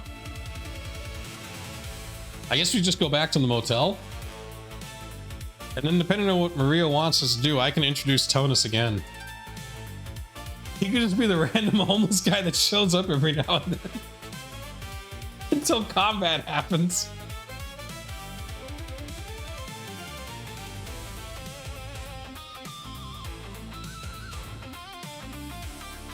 Well, I've noticed that now it's loading really fast now. I don't even have to switch to XCOM. Right. We should have comms connected to his. I don't think he's even like, I don't think he's wired because he's an adept. So he's got no cybernetics. He doesn't have the subvocals that we have. Ultranova reaches the Americar. Is $2 a lot in this economy? It is in the hobo economy. You can buy like one cigarette. You'll be the richest hobo in the alley. Is hobo like a derogatory? I think it is. Yeah, I think it's a derogatory term. Sorry to any homeless people watching this. People without housing. What is the politically correct term? Transient? Is that or is that no longer like the correct term either?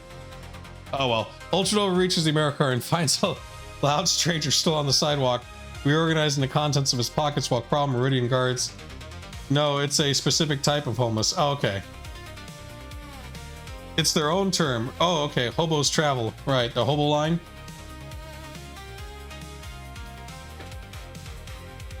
Who's this hobo roleplay? We'll have like you leave little marks on the building and be like, these guys are really bad to hobos.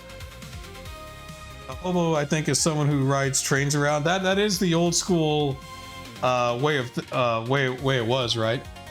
Was that they would do the train hopping? There was that episode of The Simpsons with the hobos. Okay. Ultranova hands him 2 new yen. Thanks for the distraction. The stranger looks at the money, then an Ultranova over his heavy mustache. Distraction. I was conducting a constitutional inspection. He pockets the coins. Building failed. Ultranova gets into the Americar. The stranger gives the tower one final disapproving stare, then starts walking toward the transit line while loudly explaining to nobody that private security is just organized loitering with uniforms. Crew pulls away without exchanging names. We'll meet him again.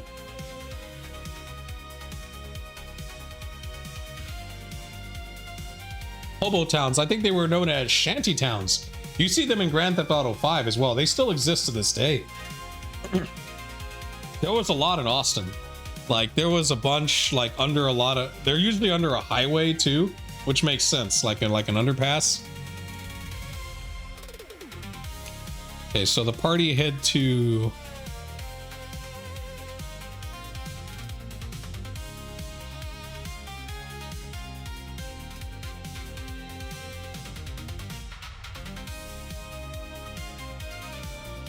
often tied to mining areas. And it was also a shame too, because some of those mines would close down, and all the like whole towns would just be out of work.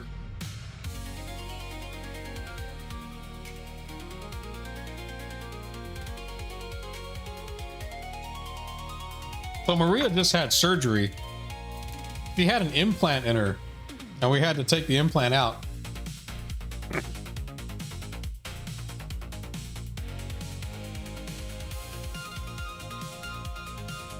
And then, you know, someone tried to kill her and stuff. She's stressed out of her mind. Maybe we should have like a day of rest or something. The implant was like a tracker, because we found out they did these surgeries on her at Perfecto, and so then we decided to take her to a street doctor, and the street doctor did like a X-ray on her and found the tracker, and so we paid to get the surgery. No, well, she paid to get the surgery done. So she's like post-op, and so that killed like a couple of hours, because she was probably under for like 10 hours or so. That's when you went and got your gun, because you had to call one of your contacts to get it, and luckily he had it, because normally it takes about 2 or 3 days to source the trank gun.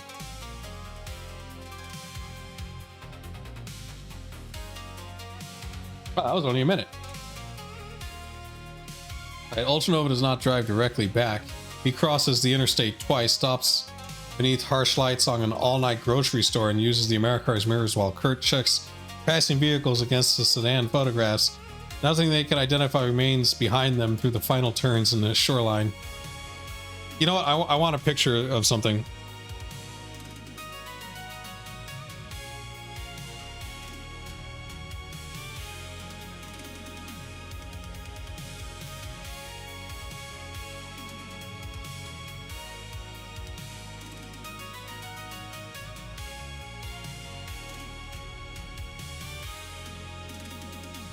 All right, so while that's going on, I would just read this.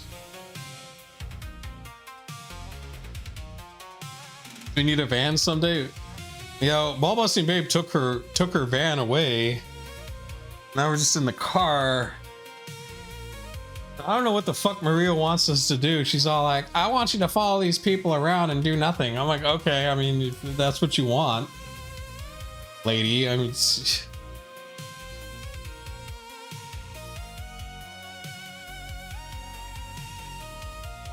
at the motel, Neverconk clears both rooms before Maria enters. Kurt brings in the evidence case. Ultranova parks where the Americar cannot be seen directly from the office window. Maria removes her sunglasses and cap, then eases herself onto the bed. The outing has drained what little color remained in her face. Chrome fingers carefully loosen the scarf around her surgical dressing. Kurt spreads the intelligence across the small table. You think, yeah, she wants us to interrogate the guy. That's true. I mean, she wanted us to know where this guy, the pattern and everything. Here's all the crap we just found out. I think she really wants to play hero and liberate other people that they're doing this to. I don't think it's about killing the guy, because we could just kill him. It would have been fairly easy. Okay, we don't break into his apartment tonight, she says. We know what he did to me. If he finds one thing moved, he disappears or warns the clinic. She taps the sedan photograph. Find the driver, find Perseus Medical Consulting, find out whether that company exists anywhere except invoices and security databases. Kind of owes us for doing it. That's true too. I mean, I could say like, look, lady, it's getting a little out of hand. Maybe we should just call Armando or something. Have his people handle it, you know, whatever. Like, this is too much. The credential came from somewhere, Crown Meridian, the driver's employer, or Helix. One of them has records tying Voss to the clinic. Neverconquer settles into the chair beside the door. And the apartment?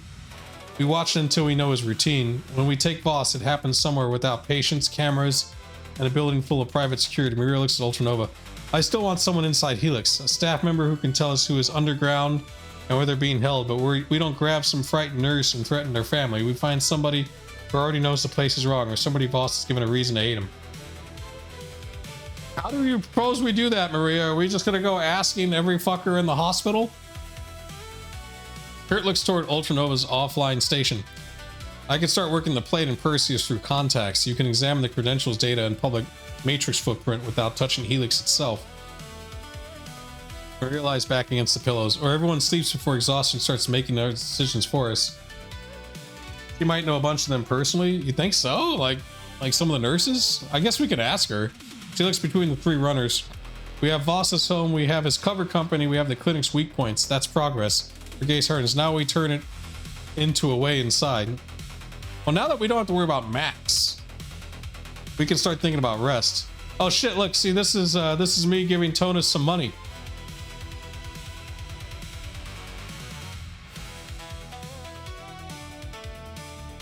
Oh, it's not done yet either. It's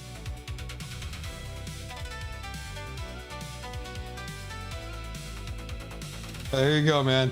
Hey, thanks, man. Because I can't download the picture, so the picture's still being rendered. This is just like the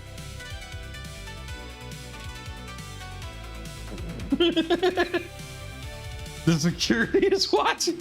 You know what's even funnier too? Why the fuck does Tonus have sunglasses? I said that we had sunglasses. I didn't say Tonus had sunglasses.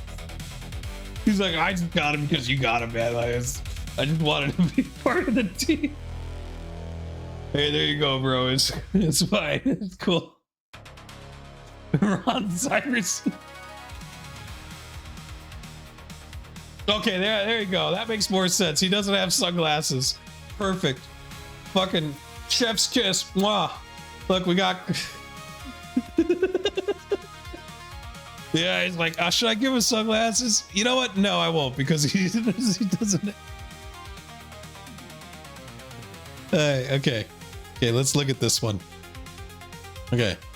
Crown Meridian Executive Residences. I'm amazed it was able to spell that correctly. Bellevue Sector. I'm just like, here you go, bro. Here's 2 new and have a good day.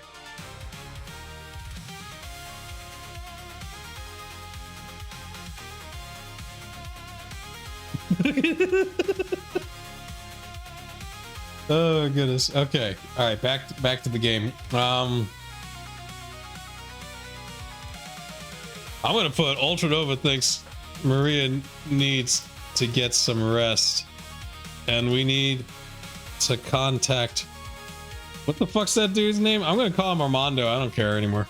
Armando or whoever the fuck that other agent's name is.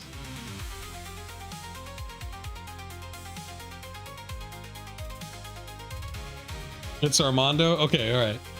So we're good on that one.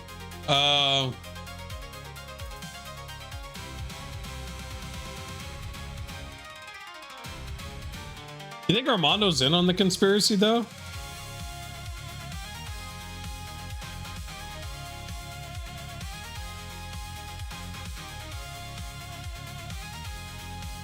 I'm just gonna put it. I think this is way over our heads.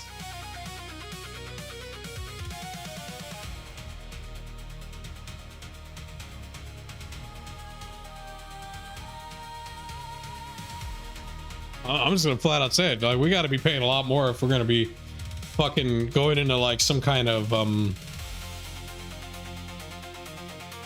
like.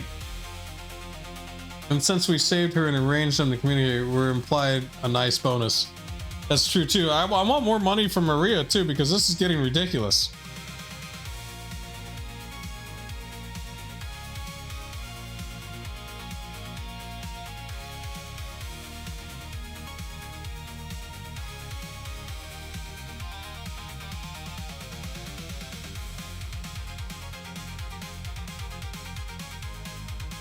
Let's try that. Maria's all like, we're gonna go say, whoa, Maria. Okay, our job is to protect you, and we did that. Now you want us to go fucking rescue patients from some Black Ops hospital? It's obviously heavily secured. It has an orc security officer. Remember the last time we shot an orc? He was just a mechanic and it took like 3 shots. All right, now to watch my FBI guys get killed.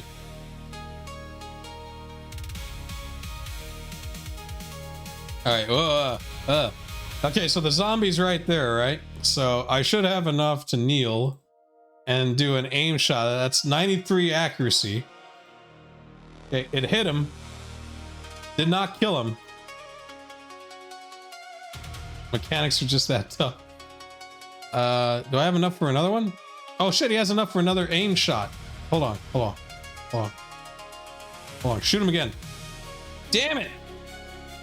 All right, now she's gonna come over here. She's gonna go around the car like that. Oh my God, another zombie? Well, you know what that means, gentlemen. That means we get the fuck out of here. That's what that means. Here, let's just say fuck that. New game. We'll just play on this difficulty.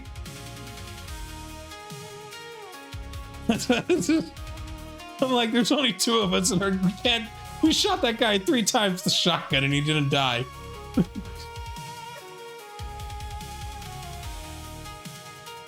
You know what? Fuck it. XCOM is not the game to play while we wait for this. I need another game that's like less cerebral.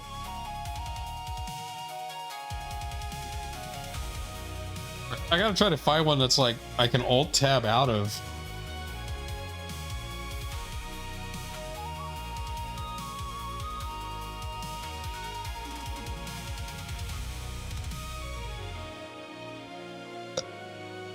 See, what do I got installed right now on Steam that's like turn-based?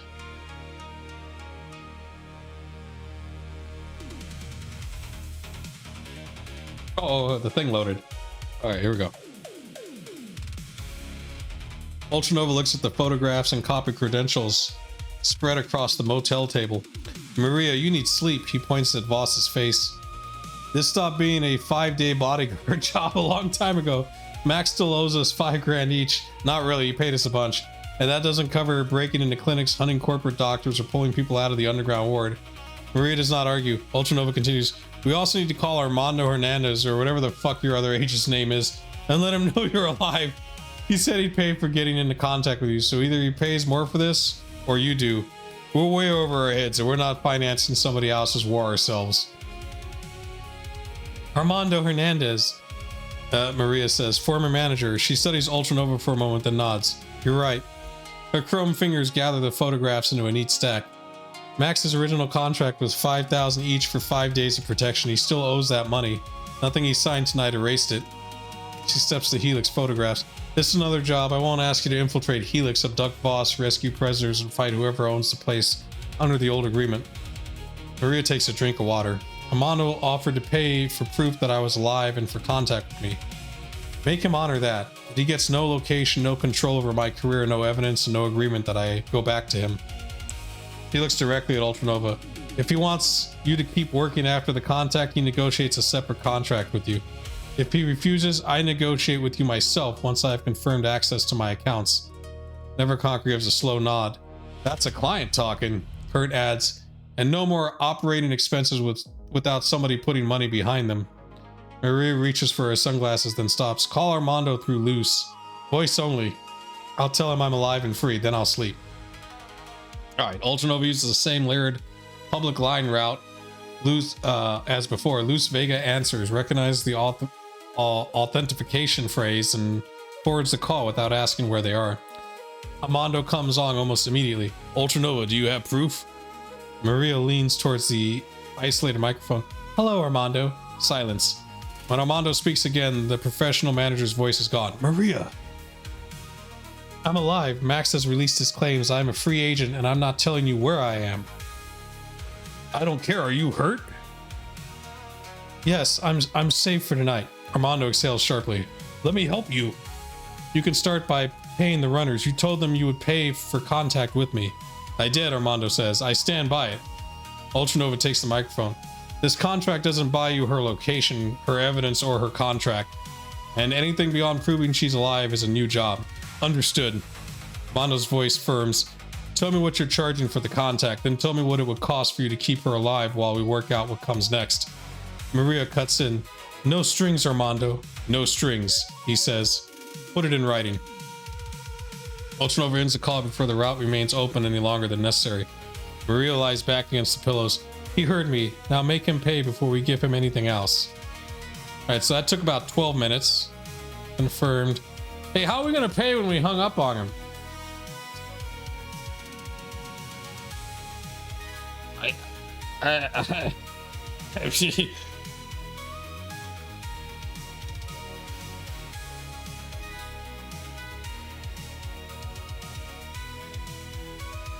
Industry standard professional rate. Okay. Oh wait, I'll use you. Kurt suggests that the party ask for industry standard professional rate. Just text him.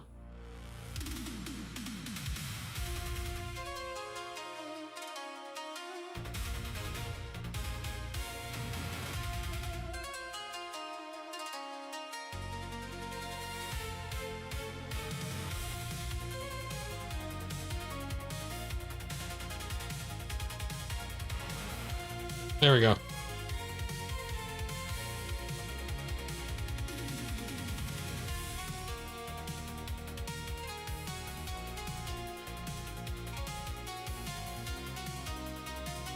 Alright, so what fucking game should I play while this goes on? Let me look here. I have like 3 games lined up, but they didn't work well with alt tabbing. Use a carrier hope. Oh, as soon as there's another like thing going on. Yeah, it's got to be like a game that I don't need to be too invested in. Because then it'll be distracting, you know what I mean? It needs to be something that's like I can like play and like either pause or like do turn-based shit in.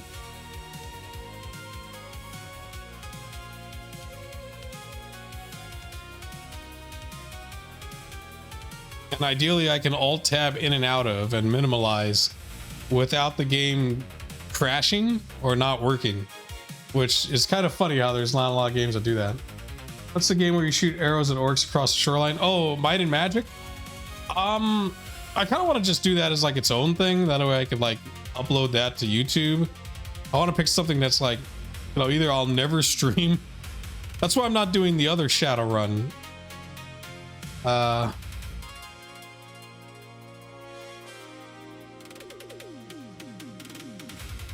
was gonna do Dungeon Mans, but the problem with that one was that it didn't work well with the fucking alt tab.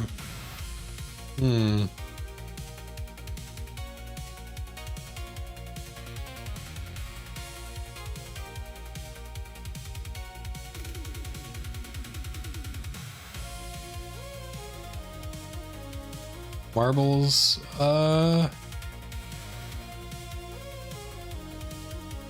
no, ideally like something like just random as hell, like a rogue hack of some sort.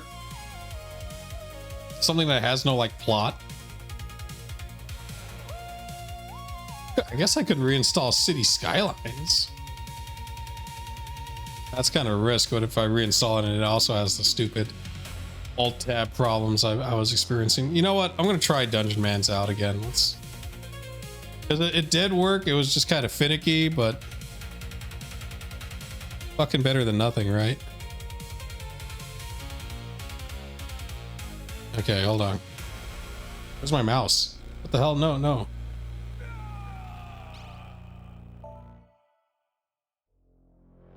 I'm a level 7 outdoorsman. I forgot what the fuck I was doing. Let's look at my inventory. Excellent. I got this stuff. I don't know. I forgot what that does too. All right, let's go find a dungeon. It's been a long time since I played this game. There's a dungeon. Let's go there. Whee! All right. The dungeon is trivial. Oh, okay. All right. Let's just fucking beat the dungeon then. Okay, cool. Look at that. My pants. I'm like Crocodile Dundee. I got a boomerang. Think movements of the stars, the phase of the moon, hidden truths. What? Cool. Grab all these scrolls and shit. That looks like something important. There's a town over there. I don't think I'm gonna go over there. Let's go into this dungeon. Yeah, let's just destroy it immediately. Excellent. Another boomerang.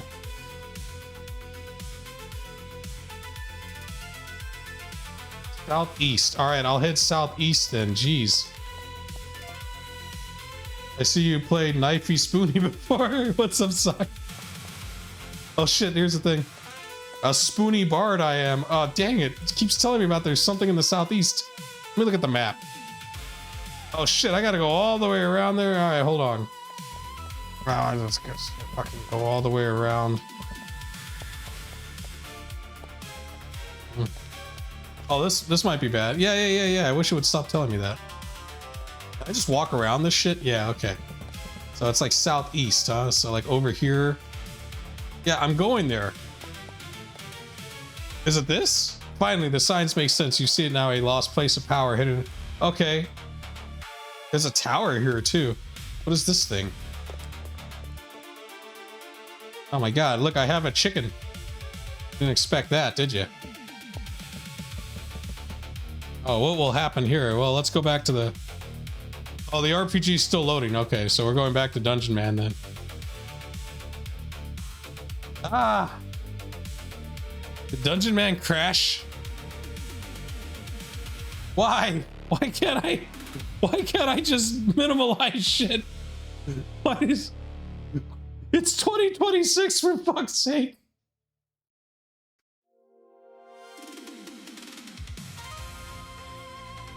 Right, the game is still like showing on the thing, but it's gone now. I can't find it. Either way, this is happening now. Hold on, let me... We're in the future. I could do it back like 20 years ago. How come now it's like, this game, we can't... No way in hell you're gonna minimalize it. Alright, Kurt takes Ultranova's pocket secretary and types a clean offer through the same buffered route. Professional term, 5,000 contact and proof of life fee, 5,000 per runner for 5 days or complete protection investigation. Half the protection fee in advance, balance on completion or when Maria ends the contract. He shows Maria reads every line, so we're doing the same fucking deal. Documented operational medical expenses separate, no management representation. Okay, yeah. Mondo answers 6 minutes later. Agreed, no management or control provisions. I require only confirmation Maria remains alive. That you notify me if her condition becomes immediately life-threatening. 15,000 transfers now, 10,000 on completion. Reasonable. Document expenses reimbursed separately. Okay, so we just keep getting paid. Alright, checks such acknowledgement. Maria looks relieved, but not pleased. Now you're being paid to tell me when I'm making bad decisions. Never cock Priscilla's back beside the door. Premium service. We insult the client before they get killed. Elsewhere, Real and Max. Real sends Max a photograph of the expense ledger. You already paid the contract and hazard money. You still owe $2,820 in cleanup, motel, drugs, trauma, supplies, and medical equipment. Close the account. Max replies 3 minutes later. Payment does not constitute an admission of liability. Real types, great. Put that in the transfer memo. People afford a shack. Max sends the full amount. Real places a separate crew expense escrow rather than treating it as personal income. Allocation could be reconciled against whoever originally covered each purchase. All right, that's good. Okay, so we got paid because Max already paid us 25,000 each. Max did not still owe the original contract balance. His remaining established obligation was 2,000 in documented expenses, so we made him pay for medical bills. Okay, so we did that one. Armando contract, proof of life. We got paid 5 grand. Continued protection, 5 more grand for 5 days. And then he'll pay, he already paid us 10 grand of the 20 grand, so he'll pay us the other 10 grand once we complete that one. So that's what I'm thinking. Maria takes her medication, lies down, finally closes eyes. The motel room grows quiet except for an air conditioner and a low murmur of the tread. I think we need to like lay low for a couple of days, right? Get Real back with us.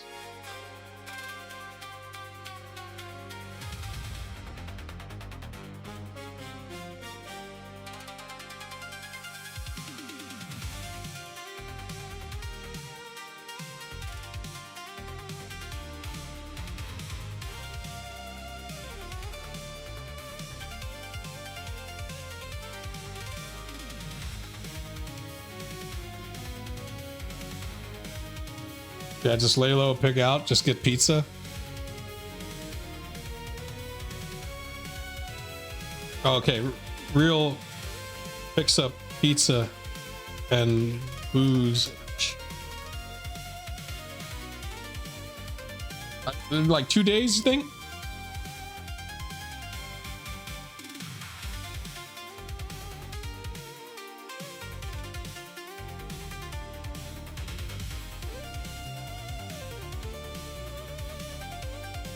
Two days might get rid of 1 or 2 stress points, so that might help her out a bit.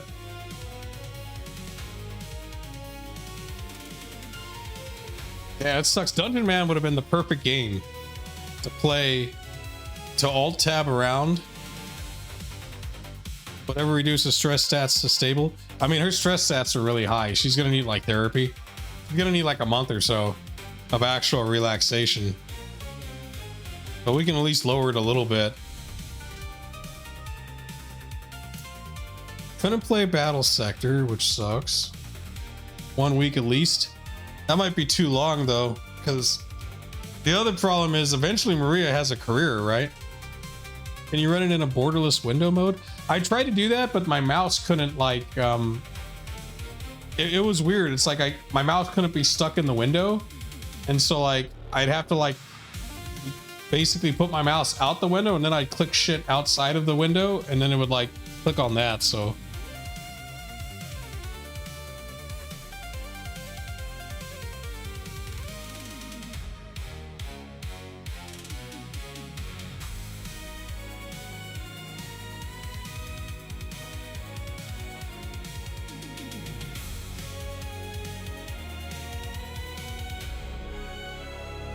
Maybe we should stay on the Reels watch. That's true too. She doesn't really have to accompany us on a mission.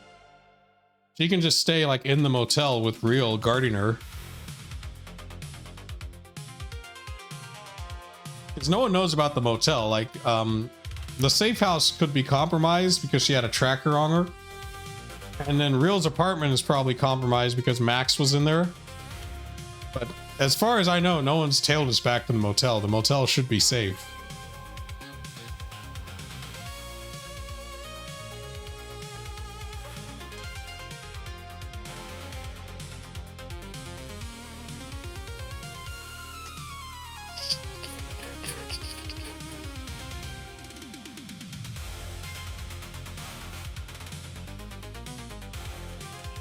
We'll still probably use that safe house too, because technically Real and you like own it, or you pay on it. Just maybe not for this mission.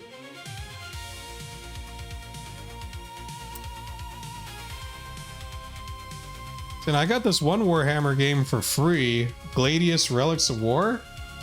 So I don't know how to play it, so I don't know if I should like try to learn how to play that while I stream. We scrubbed that safe house. We cleaned it up and everything, so there should, even if someone searches it, it'll just be like an empty warehouse.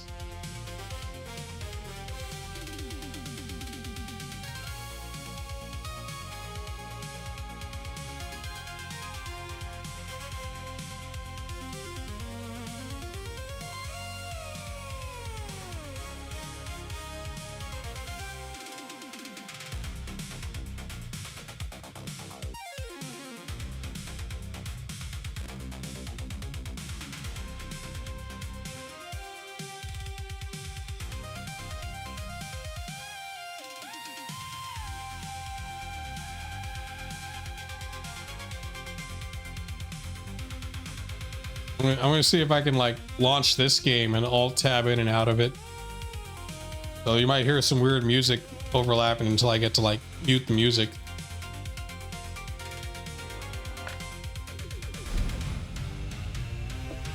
Go into options here. Here we go, here's music volume.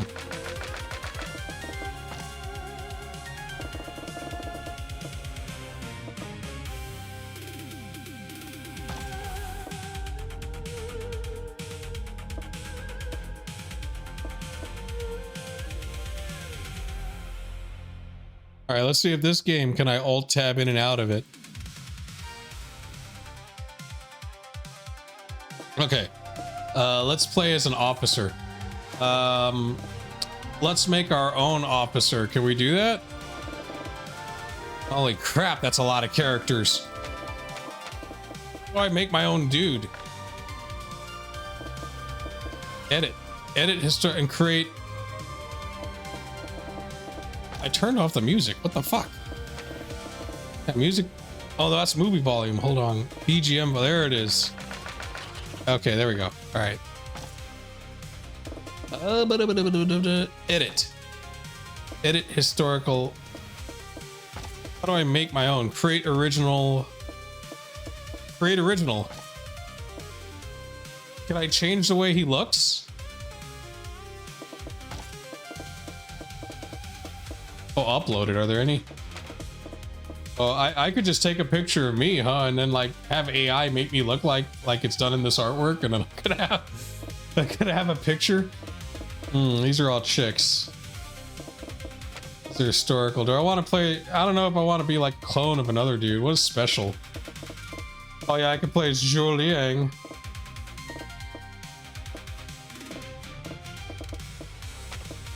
Standard. I don't want a portrait that looks like another dude, though. I guess I'll just keep the original officer. That way at least I'm not a clone. I don't know. You think mustache dude or old dude? I'm gonna go with old dude. Hell yeah. All right, let's see. How's my thing going here? It's still calculating, so we're... Oh, look at this. This game can actually alt tab in and out of. Imagine them apples. Stats. Oh my god, there's so much shit that I have to do.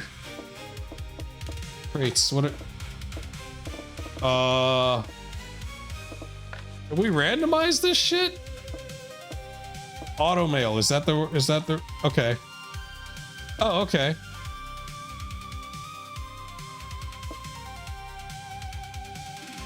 So he has no charisma. Okay, this guy has a lot of charisma. Does it auto? No, okay. I have to type in my biography. I have no reputation. I have no mother and no father. Or what? He ships. Oh no, screw that. I don't want no ships. This guy. Cavalry. Okay, cavalry and archers. Sure. What's this dude's name? Where do I put the name? Zhou Ling. Auto it. There we go. Sure. Wu Zhu. Yeah, perfect. Okay, how do I play as him now? Like, do I go to new game? Do I pick this? Am I supposed to find him in this? Like, how is... Okay, so... Oh, wait, who's this guy? What kind of portrait is this? Man, can you imagine reading the Three Kingdoms and actually knowing all these characters?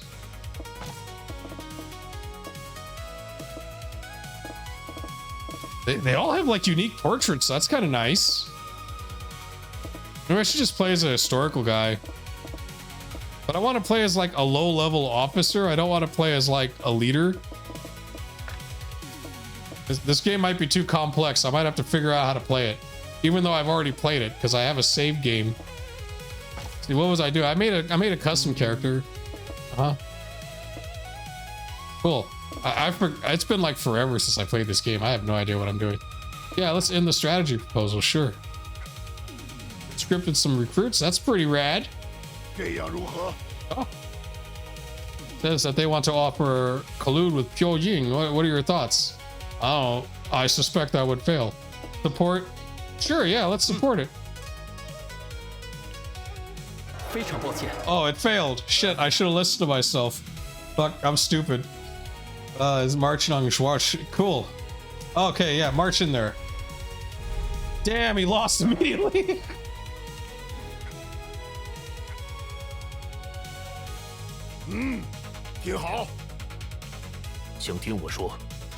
Huh? Dang, that guy's really scared about that. Let's do this. There was a point where I knew how to play this game, guys. I actually understood how this game was played. Like, we're back in the city stuff. We'll deal with that later. Oh no, story shit happened. All right, well, hey, whoa, the RPG's loaded. Shoreline Cash Motel, Wednesday night. Real arrives carrying 4 pizza boxes, 2 paper sacks of groceries, a case of beer, a bottle of cheap whiskey, and enough coffee to keep a small security team awake through a siege. The motel already has 2 adjoining rooms. Real pays cash for the next available room beside them, giving the crew 3 rooms and enough beds that nobody has to sleep upright with a pistol in their lap. He places the alcohol on the table, then looks at Maria's medication. You get soda. Maria gives him a flat stare. I'm a rock star. You're a rock star on antibiotics and painkillers. Takes the soda. The first night passes under the flickering light of the motel tread. They watch an urban brawl movie in which the hero fires approximately 300 rounds from a revolver without reloading. Neverconquer complains about every security mistake. Kurt falls asleep before the villain explains his plan. Ultranova eats cold pizza directly from the box. Maria laughs once. It seems to surprise her more than anyone else. No one asks her to perform. No one asks when is she returning to the stage. When she wants the channel changed, they change it. When she needs quiet, Real closes the connecting door and the others move into the additional rooms. For the first time since the crew found her, Maria controls who enters, what she hears, and when the conversation ends. Thursday, June 10th, 2060. The room remains sealed except for ordinary food deliveries made under different names. The AmeriCard changes parking positions twice. Nobody uses motel telecom or connects the evidence station to the Matrix. The TRID repeats Max Foley's authenticated statement throughout the morning. Maria Mercurial is alive. She is acting voluntarily, and she is a free agent. Entertainment reporters demand a direct appearance. Commentators argue about whether the statement is genuine, coerced publicity, or the beginning of a comeback. Max is not contradicted. Armando makes no public claim over Maria and does not disclose that he spoke with her. There is no public mention of Helix House, Adrian Voss, or Perseus Medical Consulting, Blackstone, or the cervical implant. Okay, so they remembered it was an implant, a cervical implant. Maria eats, sleeps, takes her medication, lets Real change the dressing without argument. The incision remains clean. No fever, bleeding, numbness, weakness, or confusion develops. Ultranova's feedback injury fades during the first day. Neverconquer's wound does not. It never does. It's a wound that never heals. The bruising remains dark beneath the dressing, and certain movements pull sharply through his ribs and shoulders. He can function, but the wound does not progress despite the rest. The last pizza has become breakfast lunch, and finally something nobody is willing to identify. Wow, okay. Maria sits at the table in an oversized shirt, her platinum hair tied back. She no longer moves like every shift of her shoulders might tear the incision open. The surgical wound has closed enough that the pain no longer interferes with ordinary movement. That does not mean she's ready for a fight. She still turns her whole body instead of moving her neck sharply. Running, heavy lifting, sudden movement, and combat remain medically dangerous. Deeper tissue will need considerably longer to heal. The 2 quiet days have helped her function, but they have not erased Boss, Helix captivity, or what she said in the Blackstone recording. She sleeps longer and startles less often, but the fear remains close beneath the surface. Maria looks over the intelligence photographs again. We lost 2 days of surveillance, she says. Voss may still be using the apartment and Helix may still be operating exactly as it was. But we don't know. Everything we learned is now 48 hours old. Well, fuck. How about this, Maria? How about we don't care? Wouldn't that be a good idea? Kurt nods. The driver, Perseus, and the plates are still leads. The temporary building authorization shouldn't be trusted without checking whether it still works. Real opens a fresh beer. An insider is still cleaning the fort than forcing the clinic. An insider is still cleaner than forcing the clinic.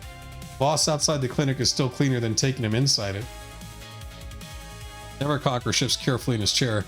Before anybody goes anywhere, I'm getting this looked at. I'm tired of discovering which movements hurt by performing them. Maria looks toward Ultranova. I can plan now, I can make decisions, but I'm not combat ready. I'm not pretending that the last 2 days of pizza fixed my head. Did it do anything? Let's see. So I healed. Maria light physical surgery wound. So I guess she kind of healed.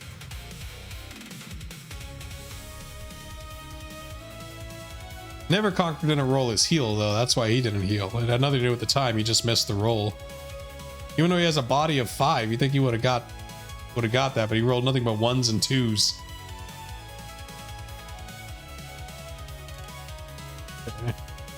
All right, so my stress went down to 1. Kurt's stress is down to 1. Neverconquer, he's still pressured, but he went down to 3. Real's at 2, so he's fine. Maria's didn't go down at all because I guess she's stressed out of her mind. Recovery progress 4 or 5 toward removing 1 stress. So she's close to removing 1 stress point. But it's not that important for her because she's not a combat person. Needs to visit a gray market doctor. He can't really heal anymore. It's got to be like he's just got to like heal naturally because we already went to a doctor and then we did magical healing on him, and so we've done all the healing we can. Just got to tough it out. Maybe another day of rest or something. So our information is now 48 hours old. I feel like the plan should be that we go and hit Voss's apartment while he's in there and just capture him.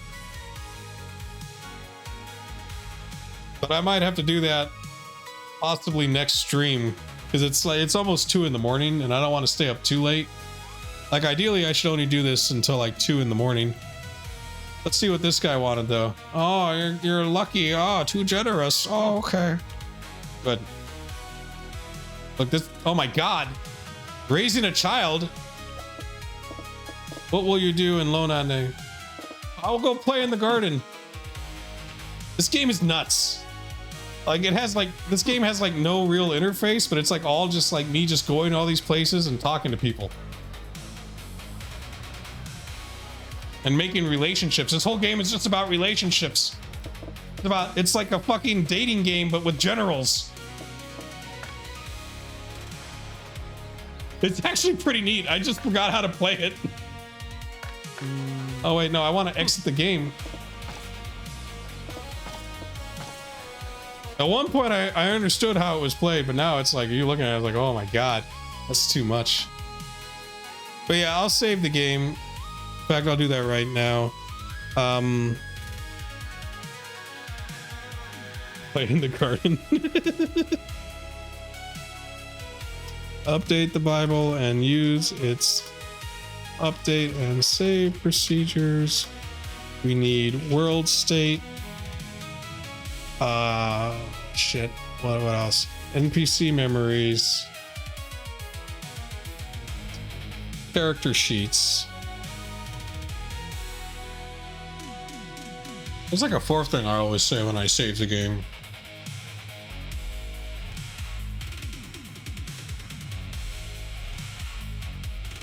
Oh yeah, story. That's important, right? We need the story saved. And any RPG stuff.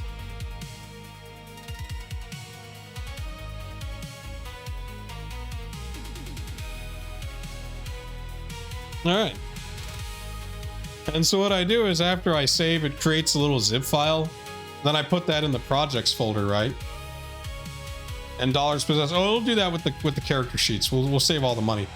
So it'll save all this, right? And then when I do that, what I do is after it saves, it makes a zip file, right? And then what I do with the zip file is I put it in the projects, and then I run another pass on it because this is just to save it. The other pass I do is to create like, you know, the adventure or like the player head. So let's see, I'll show you what I'm talking about here. Give me a second. So let's take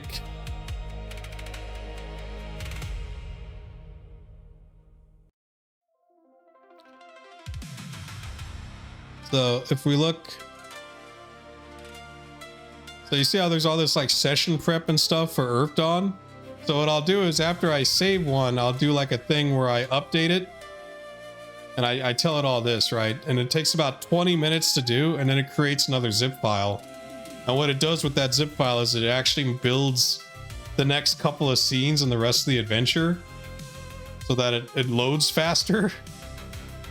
I added an actor motive, an actor engine, so that's kind of cool. There's also a storyteller engine and a GM engine. So there's all these like things working together to try to make it like just more interesting. Because before, when I first started doing this, it was really bad. Like it was good at doing the rules and stuff, but it was really fucking bad at like coming up with adventures or coming up with like something like, you know, coherent. And once I added all that stuff to it and started doing this 2-pass check on it, it started to be pretty decent. And so yeah, there's the save. So this save will probably take about 15 minutes to do, and then afterwards I'll do a pass on it to create the other stuff. I'm hoping we can get rid of, like, we can get done with the Mercurial thing. I feel like it's kind of going on a little too long, you know, because it's just like, I guess it's just really complex what we're doing. And then we get back to more of the sandbox stuff where we're doing like open runs, maybe check out Candle. And I think that one would be a lot. I actually kind of like the sandbox. I think with the crap I fed the AI, it can give me like really interesting sandbox missions now. And also we can mine like TV shows and other stuff to kind of like sort of get the plot from them, or like the story structure, and we can do that one too. All right, guys, I'm gonna take off. You guys have a good one. It's been fun, and I'll try to stream this more so so we can get through it. I'll also see if there's ways I can make it go faster, and then find the game to play while it does the updates better, you know what I mean? Yeah, you guys have a great night, and thanks Kurt for donating that money. That really helps out, you know. It's just been rough. Should get paid in like 2 weeks, so everything should be hopefully back to normal. Everything should be just fine. You guys have a wonderful night, and I'll see you guys next time on the Ultra Show. Peace out.